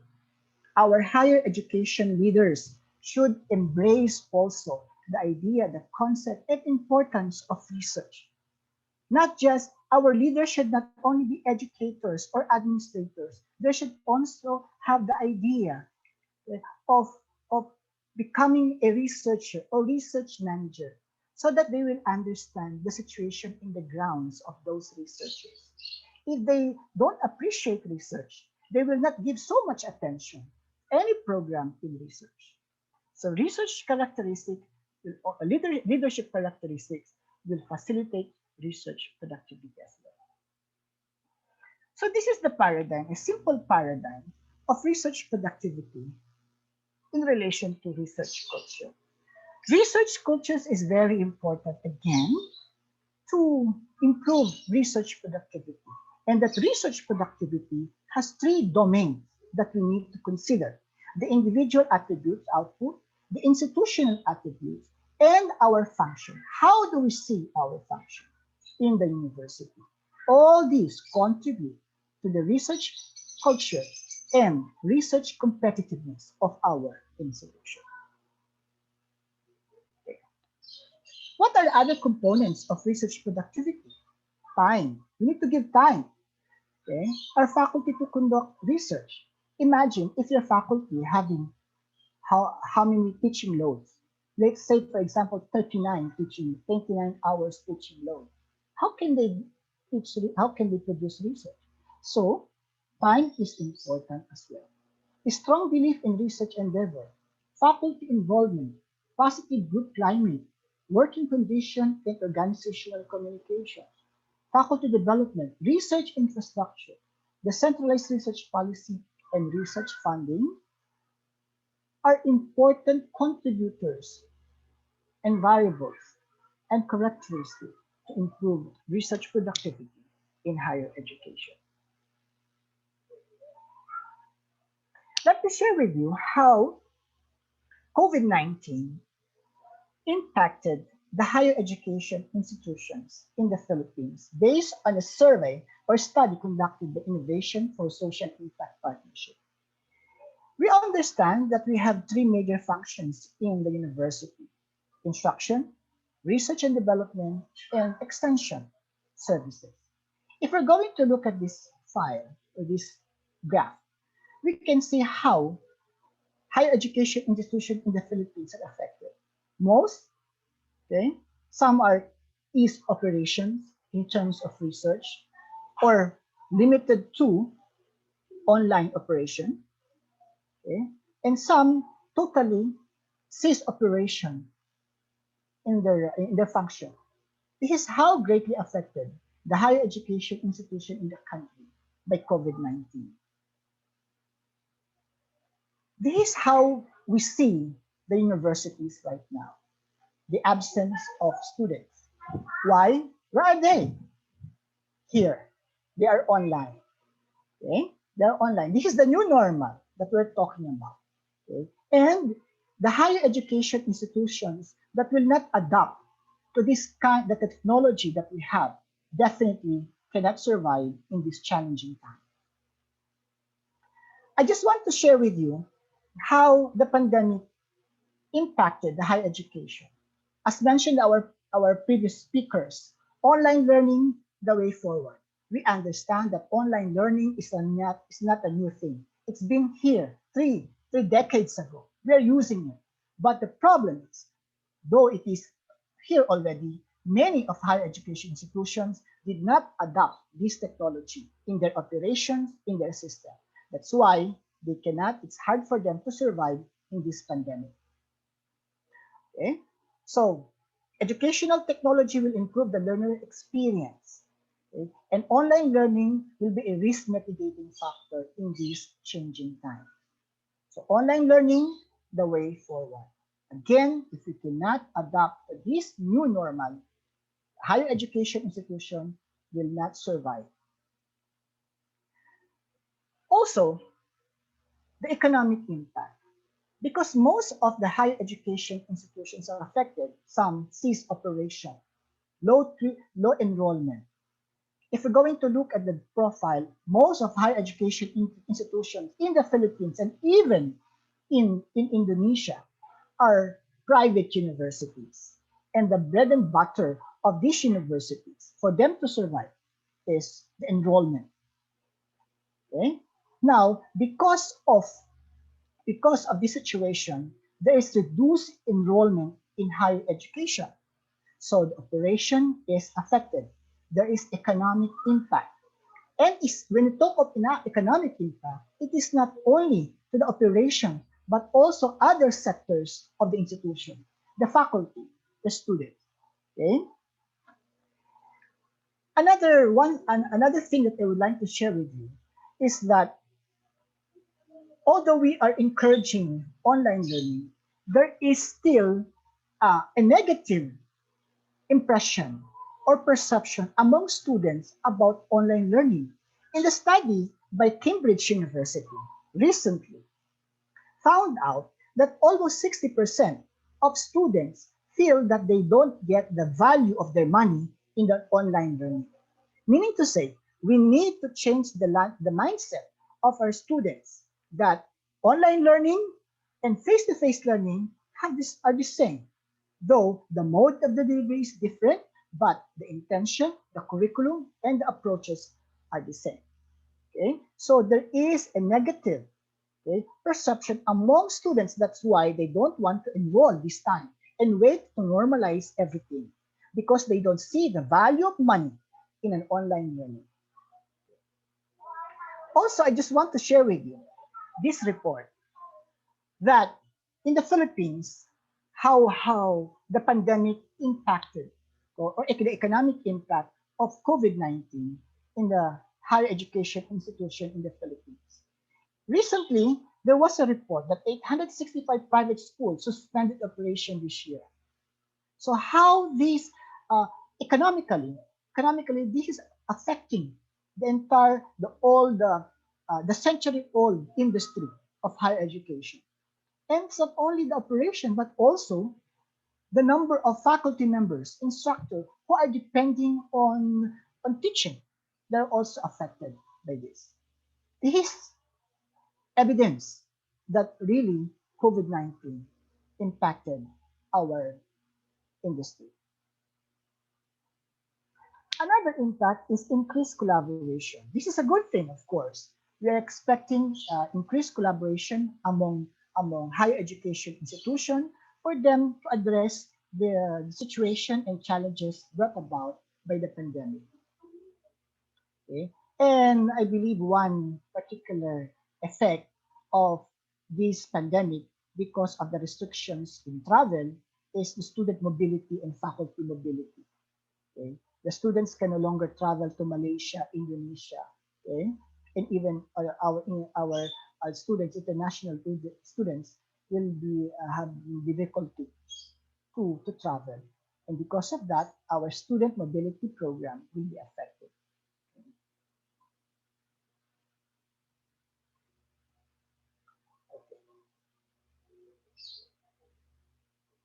So what are the challenges in research productivity amidst pandemic? One is time. Second, location, funding, and research dissemination. Initially, time is an opportunity. Because of the pandemic, faculty members can now do they have this work from home approach or system, wherein instead of going to the university, they can do their job at home. Initially, it gives them time to produce research. But because of preparation for online learning, the time supposedly used for research production are now being used to produce modules. Okay, so initially we thought that we have more time because of the pandemic, we have more time to do research and can increase research productivity. Unfortunately, we need to do something else, like writing modules, preparing the research, the instructional materials for our students.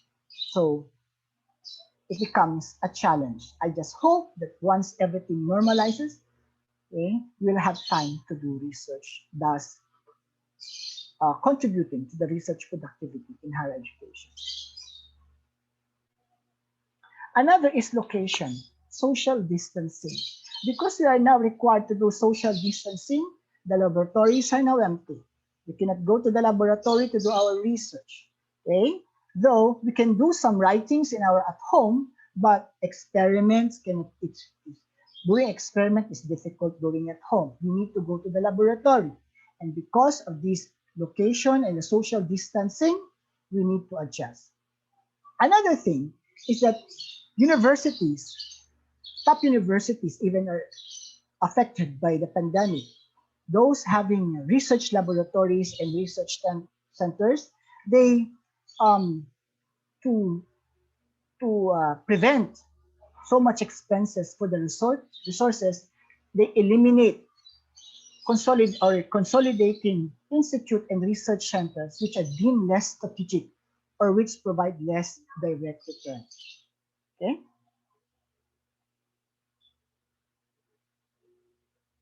Research funding. I just want to share with you in the Philippines that the government provides significant fundings for research among universities. But because of the pandemic, the government requested state universities and colleges to return 10% of their budget to the national government for pandemic response.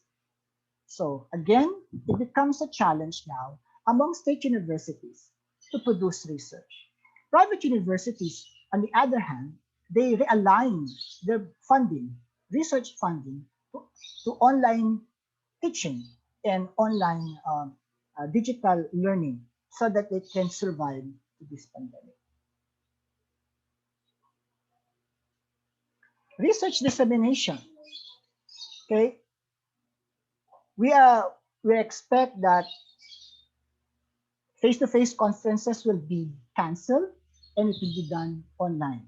The good thing is that we are doing just like this, that we have the opportunity to share and disseminate research findings even though it's online. So research dissemination is both a challenge and of course opportunity.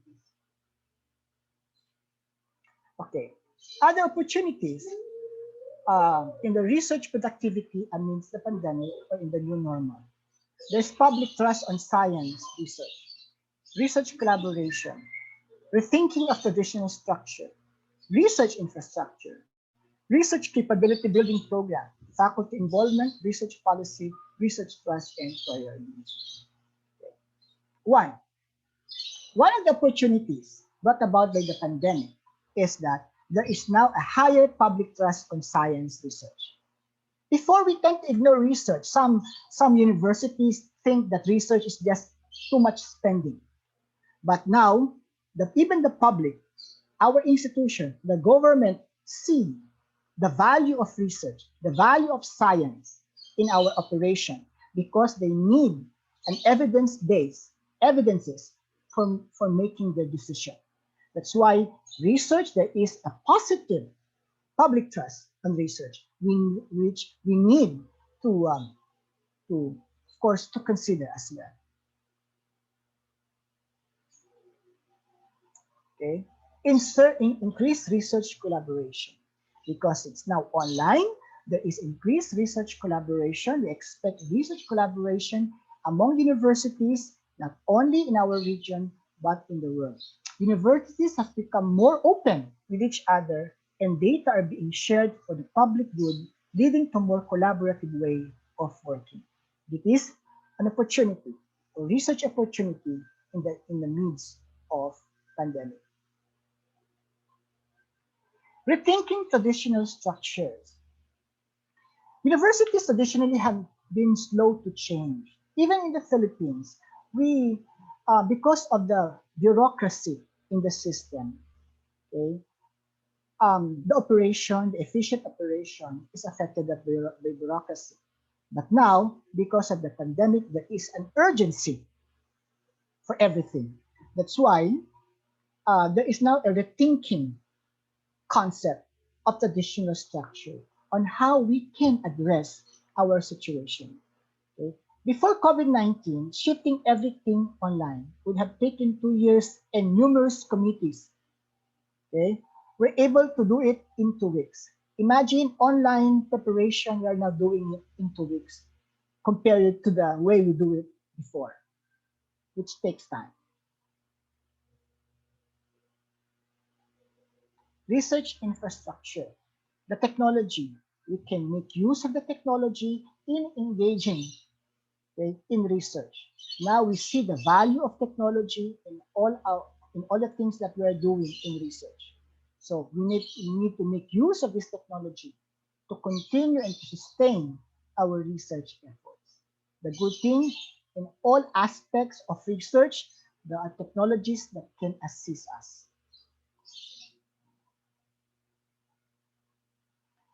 Research capability building activity. Due to the pandemic, you can see the value of the online, the digital platform to still engage in research capability building. We are now doing research capability building online, just like this. We're doing webinars, virtual conferences, and so on, so that we continue to sustain increasing our research capability. Okay, faculty involvement. In our government, there are so much call for proposal, for submission, okay? And they want the faculty to be involved because, again, of the increased research collaboration. So we expect that faculty will be involved in research engagement, not just locally, not just regionally, but internationally.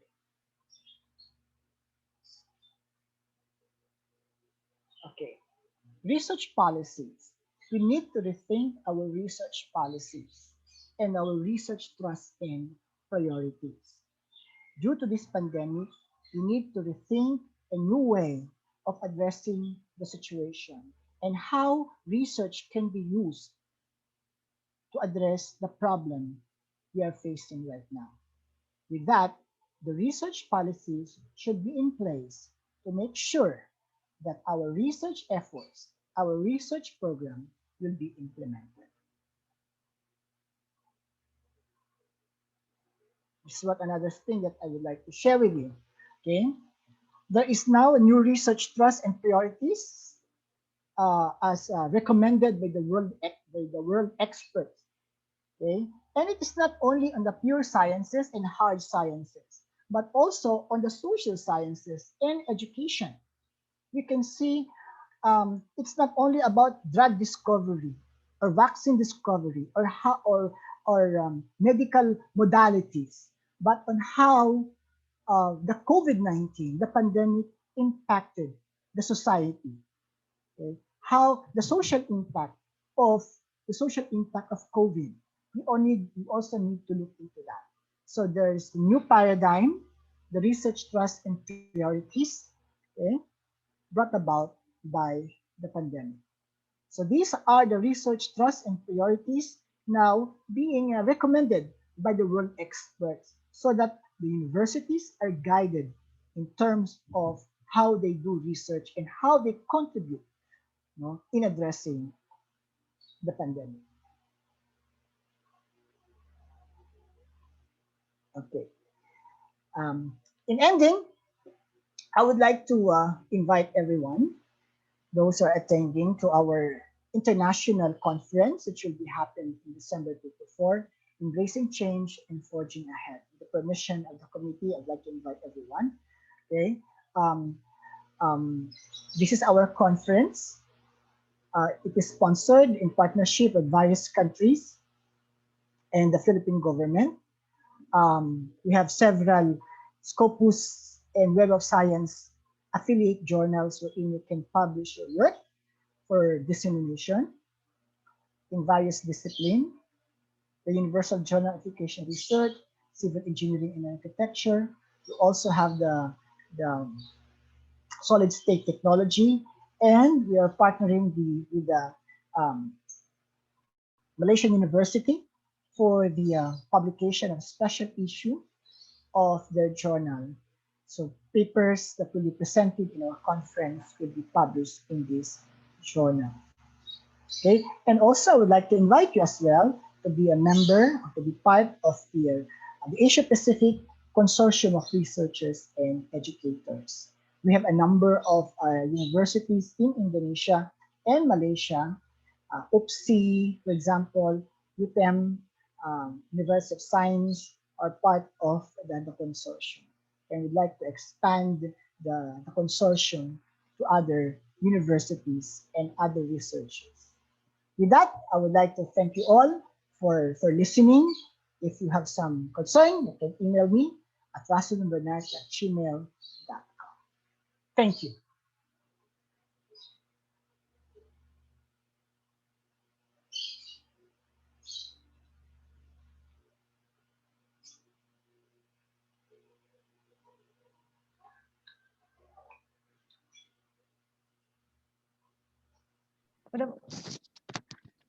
Okay, thank you, sir, very much for interesting talk. Ladies and gentlemen, the last but definitely not least speaker is Associate Professor Dr. Teguh Syahrureza, SDMM. He is Director of Mandala International Leadership. He attained his bachelor degree from Faculty of Economic University, Islam Indonesia, master degree from Institute of Economic Science Indonesia Emas, and doctorate program from University Insaniah, Kedah, Malaysia. He is a lecturer in Institute of Administrative Science, Mandala, Indonesia, or STIAMI, a director of Mandala International Education Service and Leadpreneurship Institute, President Director in STIAMI Corporation, Deputy Chair of the Indonesian Lecturer Association, Director of Asian Lecturer Community, and founder of the Young Entrepreneur Community. Okay, ladies and gentlemen, please welcome our last speaker, Associate Professor Dr. Teguh Syahrul Reza, SGMM. The time is yours.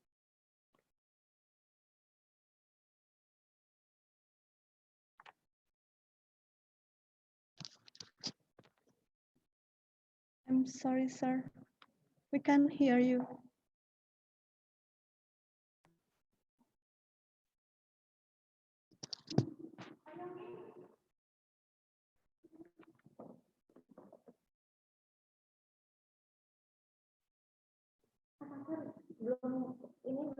Belum dibuka ya?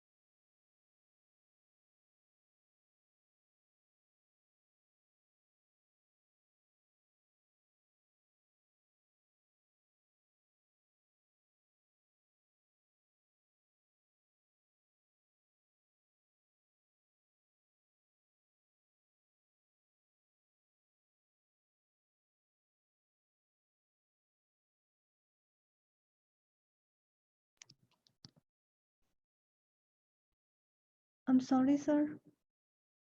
We cannot hear you.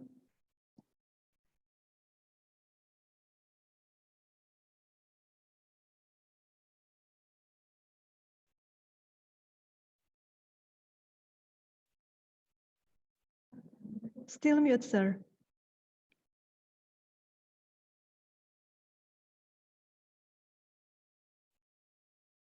Still mute.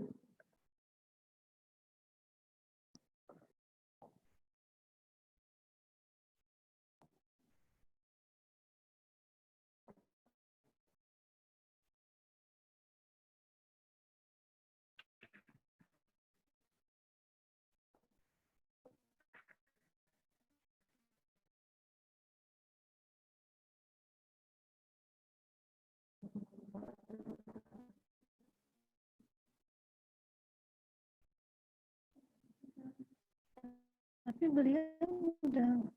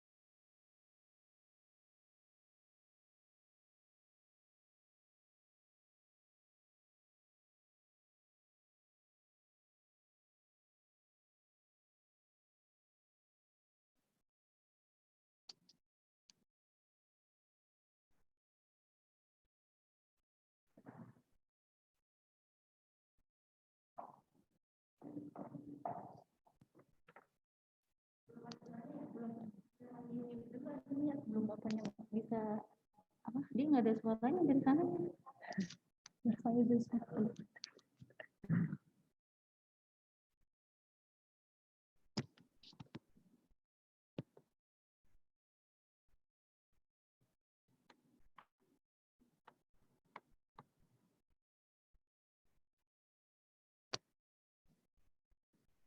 Not yet, sir. I'm sorry.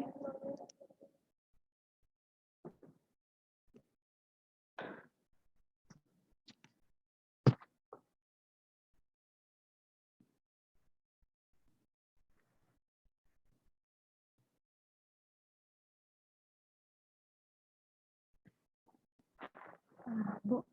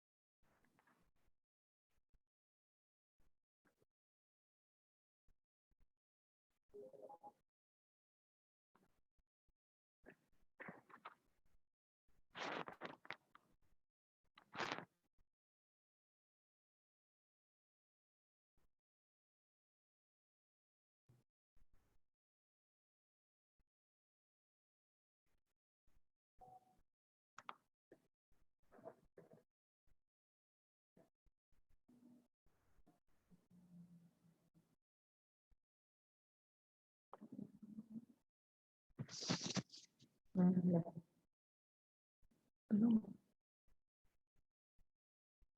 Unmute.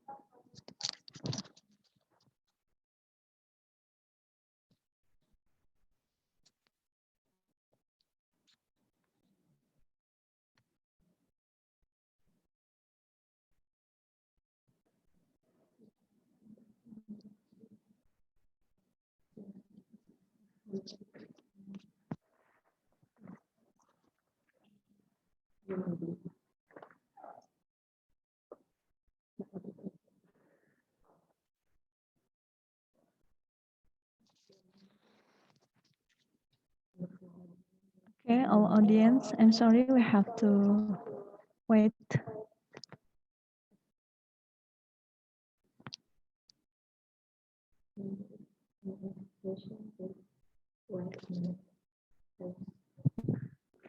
Okay, if you have question, you can write in chat column.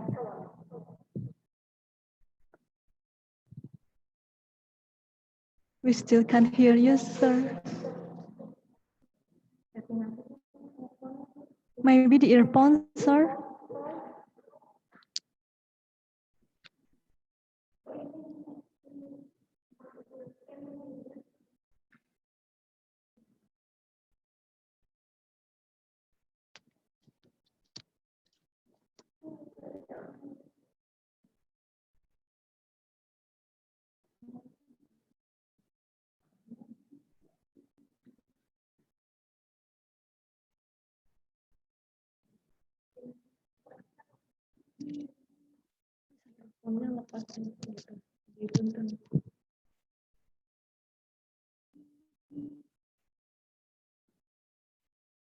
Maybe without earphone, sir.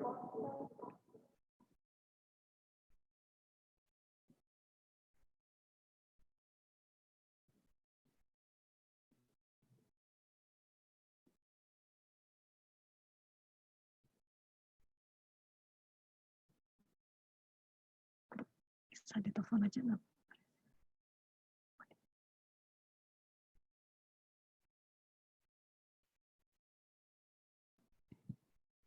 Yes, sir, we can hear you. Not yet, sir. I'm sorry.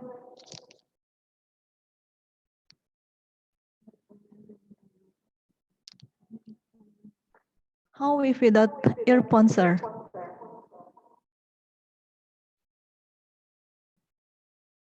Maybe the earphone is trouble.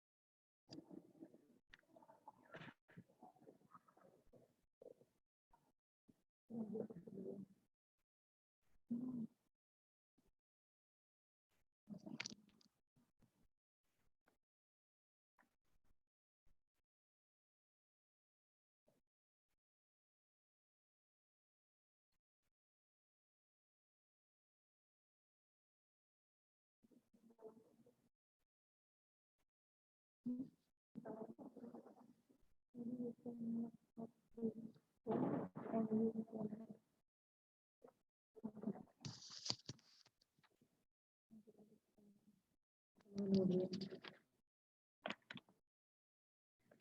while waiting for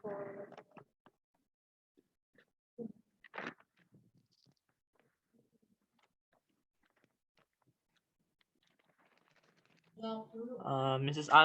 Asmi, yes, Professor told me that we can continue to question and answer maybe. So we have to continue this okay, webinar. while waiting Prof. Dr. Satuku Shahrul Reza SMM, we can open the question and answer session. Okay, for the first question is from Mr. Rusdi. And this question is aimed to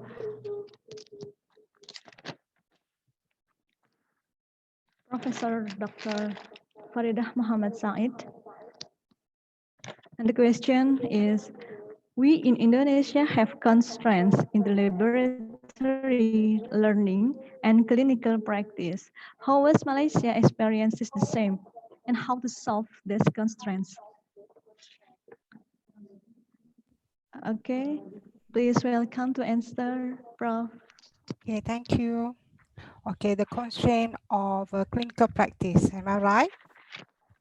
Okay, I think not only Indonesia, Malaysia or Singapore, everywhere in the country are facing the same problem, right? Is it audible? Am I audible? Yes. Can you hear me? Yes, yes, sir. All right, okay. So the thing is that how every country's solve the problems depend on the feasibility and the availability of their own perspective. So in Malaysia, what we did is that, of course, we are not sending any students to the clinical side because of the one is the danger to the patient, danger to the student as well. And we are not going to get any responsibility for the health of the students, because they are only the students, not like the staff who have their insurance covered by their employer. All right, so employee, sorry. So the thing is that how we do it is that those people who are in final year, who wants to go for their clinical practice, they are allowed, but with the minimum numbers. So they have certain numbers that they can go. Okay, it should not be more than 5, or the maximum that they can go is 10. But normally we not allow them to go more than 5 person. And of course, as usual, they have to go for their what do you call that, the social distancing, the mask, and all those hand washing. Similarly with the clinical instructor, so they have to be followed by the clinical instructor.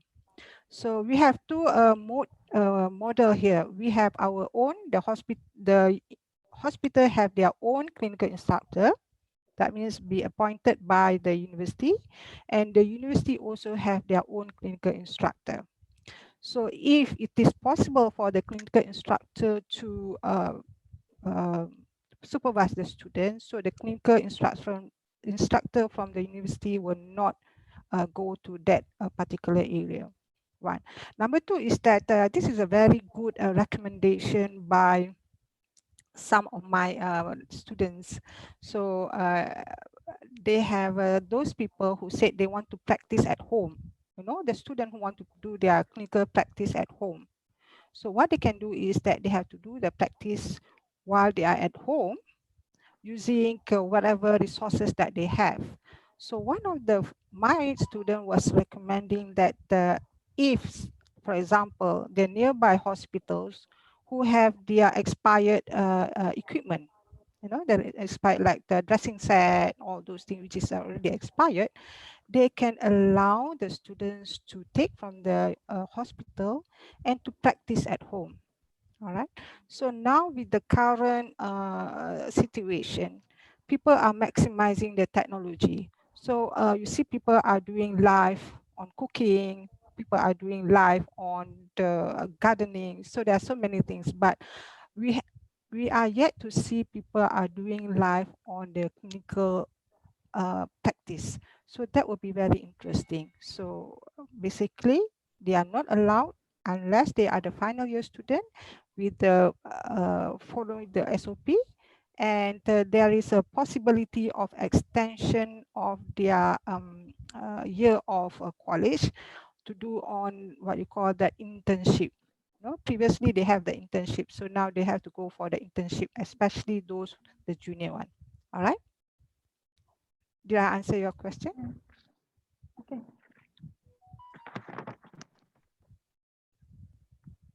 Okay, Buri, thank you for answering the question, sir. Thank you, Prof. Farida, for your answers.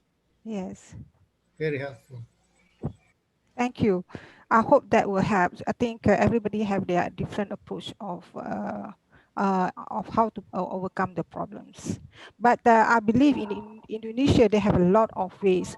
Some, but according to people, we did some what called study. They said that they allow some students to go to the clinical site to help around with the COVID cases, but in Malaysia, we do not allow them because the thing is that if we allow them, it should be covered by the insurance. Okay, may I have another question? Yes, Pak Rusdi. Okay, how about the safety tool for the students? If they Sorry? are safety tools, Safety tools, yes. for the students, who will what is prepare for this safety tool when for clinical practice? So you mean that their PPE? Yes. Okay, normally the university have to provide that. All right. Oh, And yes, and if some places, if the hospital itself have their own PPE, they have extra, they are willing to share, we are always welcome for that sharing. Okay, thank you, Prof. Sir. I Yes. appreciate very much. Thank you. Welcome. Okay, thank you, sir, for answering the question. And so the next question is aimed to Prof. Farida and Prof. President. And the question is, please share the experiences of both countries in increasing the students' enrollment of private university during COVID-19. And this question is from Ms. Danti Anwar. Okay, so the enrollment of the students. The question is about the enrollment of the students. Enrollment of private university during COVID-19. So you mean that the enrollment of the student to the university? Yes, in private university, especially. In the private university? Yes. Okay, so you see, the thing is that, of course, like the what's it, Dr. Dani? What's the name? Dr. Dr. Danti, as Dr. Danti was mentioning, we have facing a lot of problem with the enrollment of the students. So definitely, even in the public university also, they are facing a lot of problem with the enrollment. So what more with the private university. So we are facing with reducing numbers of students for enrollment as well. How about in Indonesia? Do you have many more students for enrollment? May I ask the question to Dr. Danti?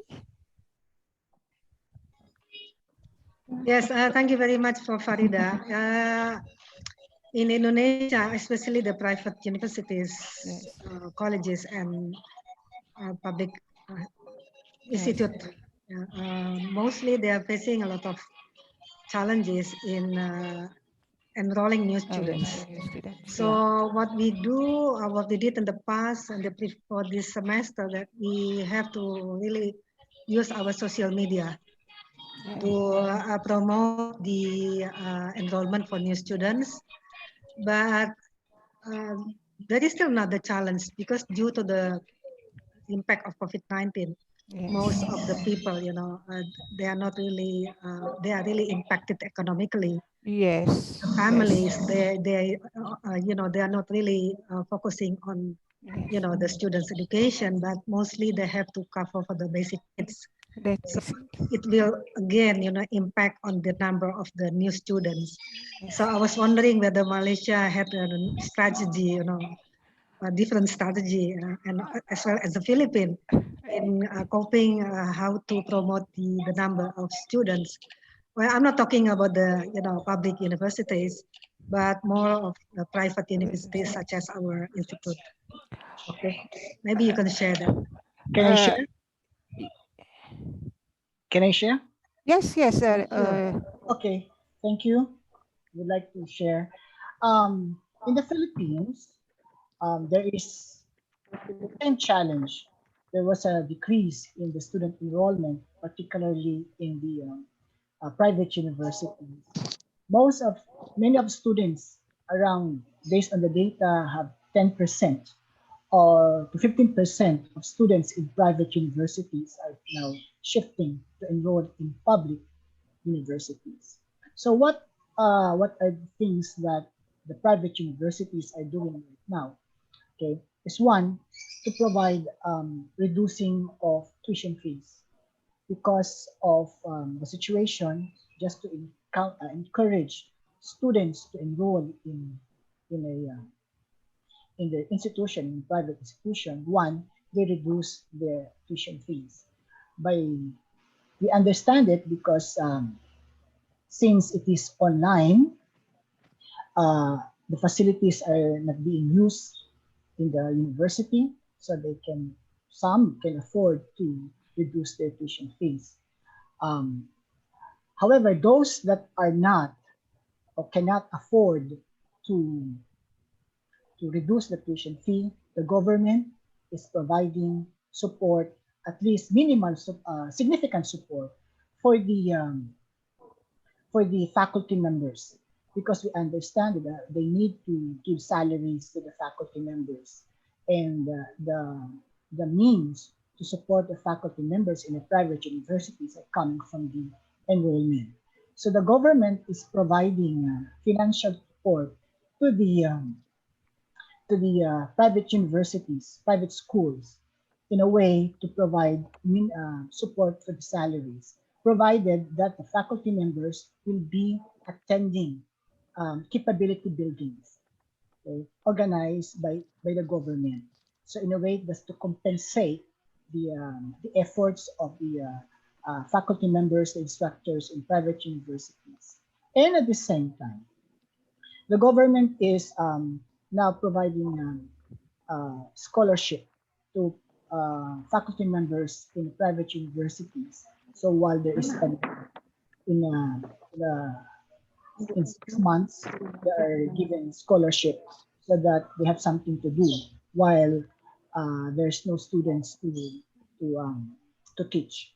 Okay, so that is one. And the government has formed a private um, university consortium wherein there is support from the government to um, provide technologies, trainings, and um, an online platform for the private universities that they don't have the capacity to provide online learning platforms for their students.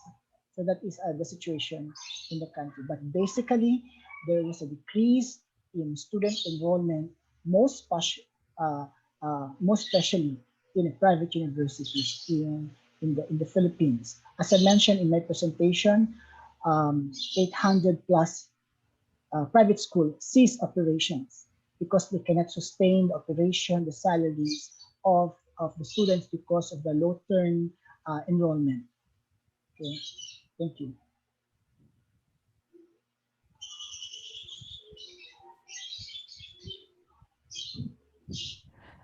I would like to add on that our what call that our approach in trying to attract more students. You see, as what Dr. Dangti was saying, we go all out with the social media. You know, even with the social media, with the Facebook, with the WhatsApp, with everything that we are able to use. But unfortunately, I think as what you mentioned earlier on, because now people are more focusing on their basic need. Moreover, the government is because those days some of the students are sponsored by the government to come to the private university. But now I think with the current situation, the government is also having some constraint in providing the scholarship. So we have still a major decrease in the student enrollment. Despite our reduction of the fees, yet we still have the same problem. I think this is a global issue, not only in Asia, but also in European countries. Very sad. So I think we have to collaborate in one another how to come up with a better strategies, inshallah. Thank you. Okay. Ms. Danti. Okay, thank you, sir, for answering the questions. Okay, looks like all questions. Ibu Nurul, maybe I can share what Indonesia has experienced as well. Thanks very much for the thanks very much for Farida and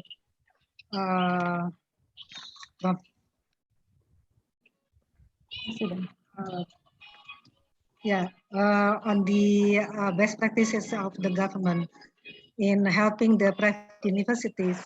Well, in Indonesia, actually the government has also provided some assistance to both private and public universities.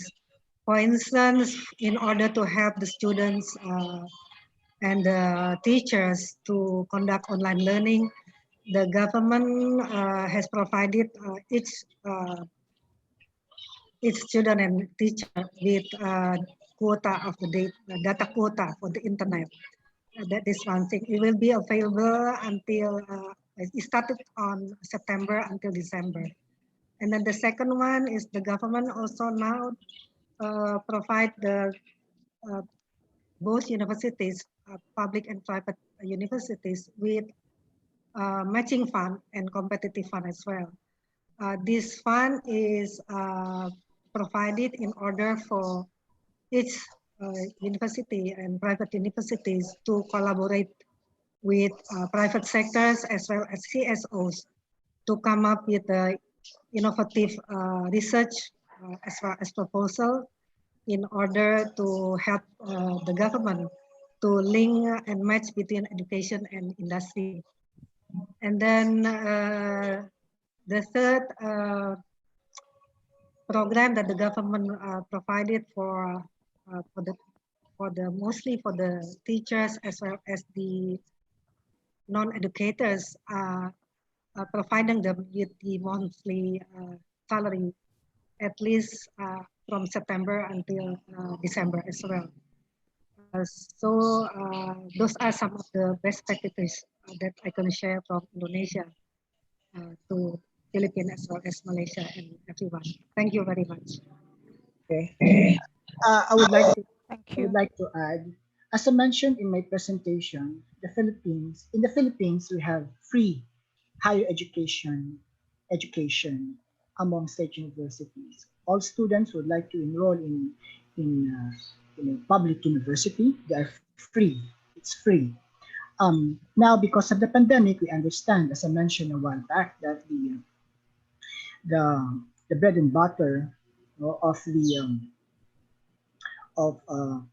private universities are coming from the enrollment fees from the students. The government extended the free tuition fee, which is originally limited to private universities, to private institutions. So the private institution now can apply to the government for accreditation so that they can receive financial support, that the students who will be enrolling in their schools, in the universities, will be paid by the government. Not 100%, at least 20 to 30% of the tuition fee will be paid by the government. But that is subject to the accreditation of the government of the schools that are applying for the support. Thank you.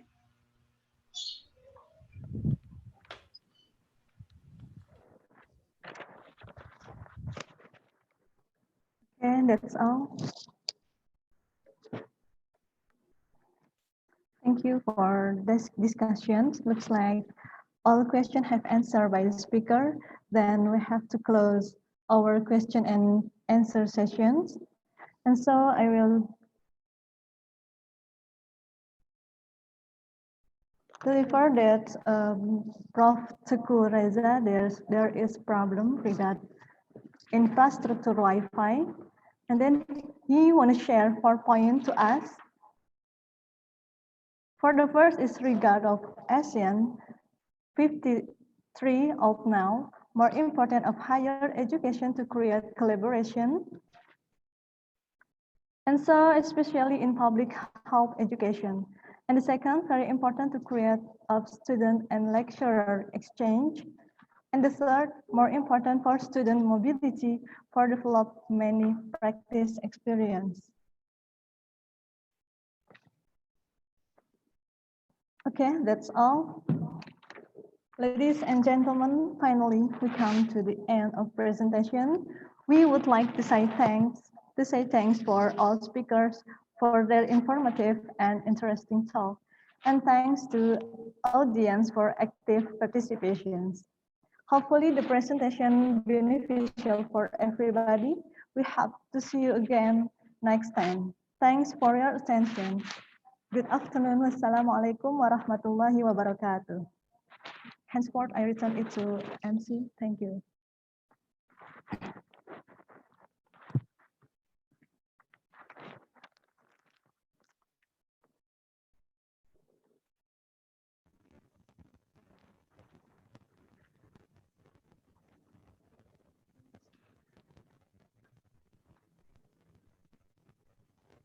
Baik, terima kasih kepada Saudari Bu Arni yang telah memimpin acara untuk presentasi pada hari ini. Kami ucapkan terima kasih kepada seluruh narasumber yang sudah berkenan memberikan materi ini. Alhamdulillah sampai siang ini seluruh peserta masih bertahan dan semuanya masih tetap semangat untuk tetap mengikuti acara pada siang hari ini.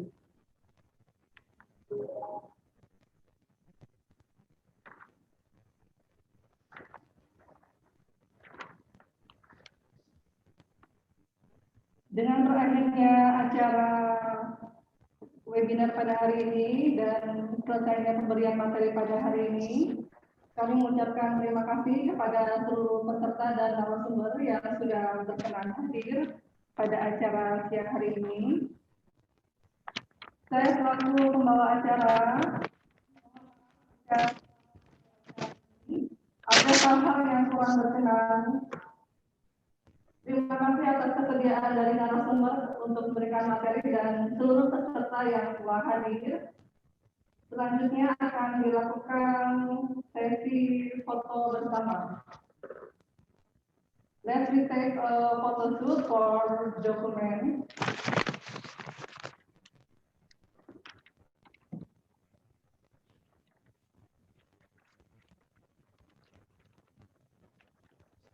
Bapak Ibu, pada hari ini dipersilakan untuk membuka kamera. Kami mengadakan sesi foto bersama.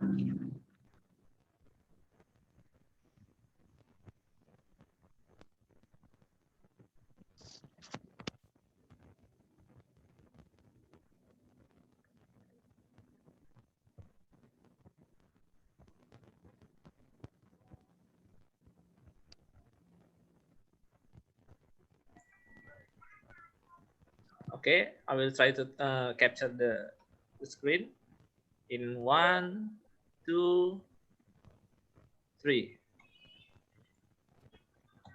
Next screen. In 1, 2, 3. Next screen. Okay, smile. In 1, 2, 3. Next screen.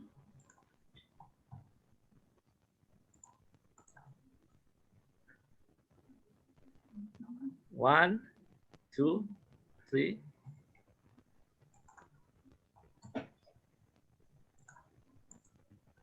Okay, next page. 1, 2, 3.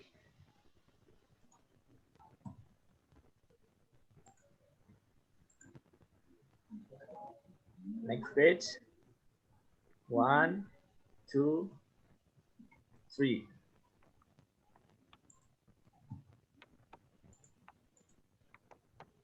Okay. 1, 2, 3.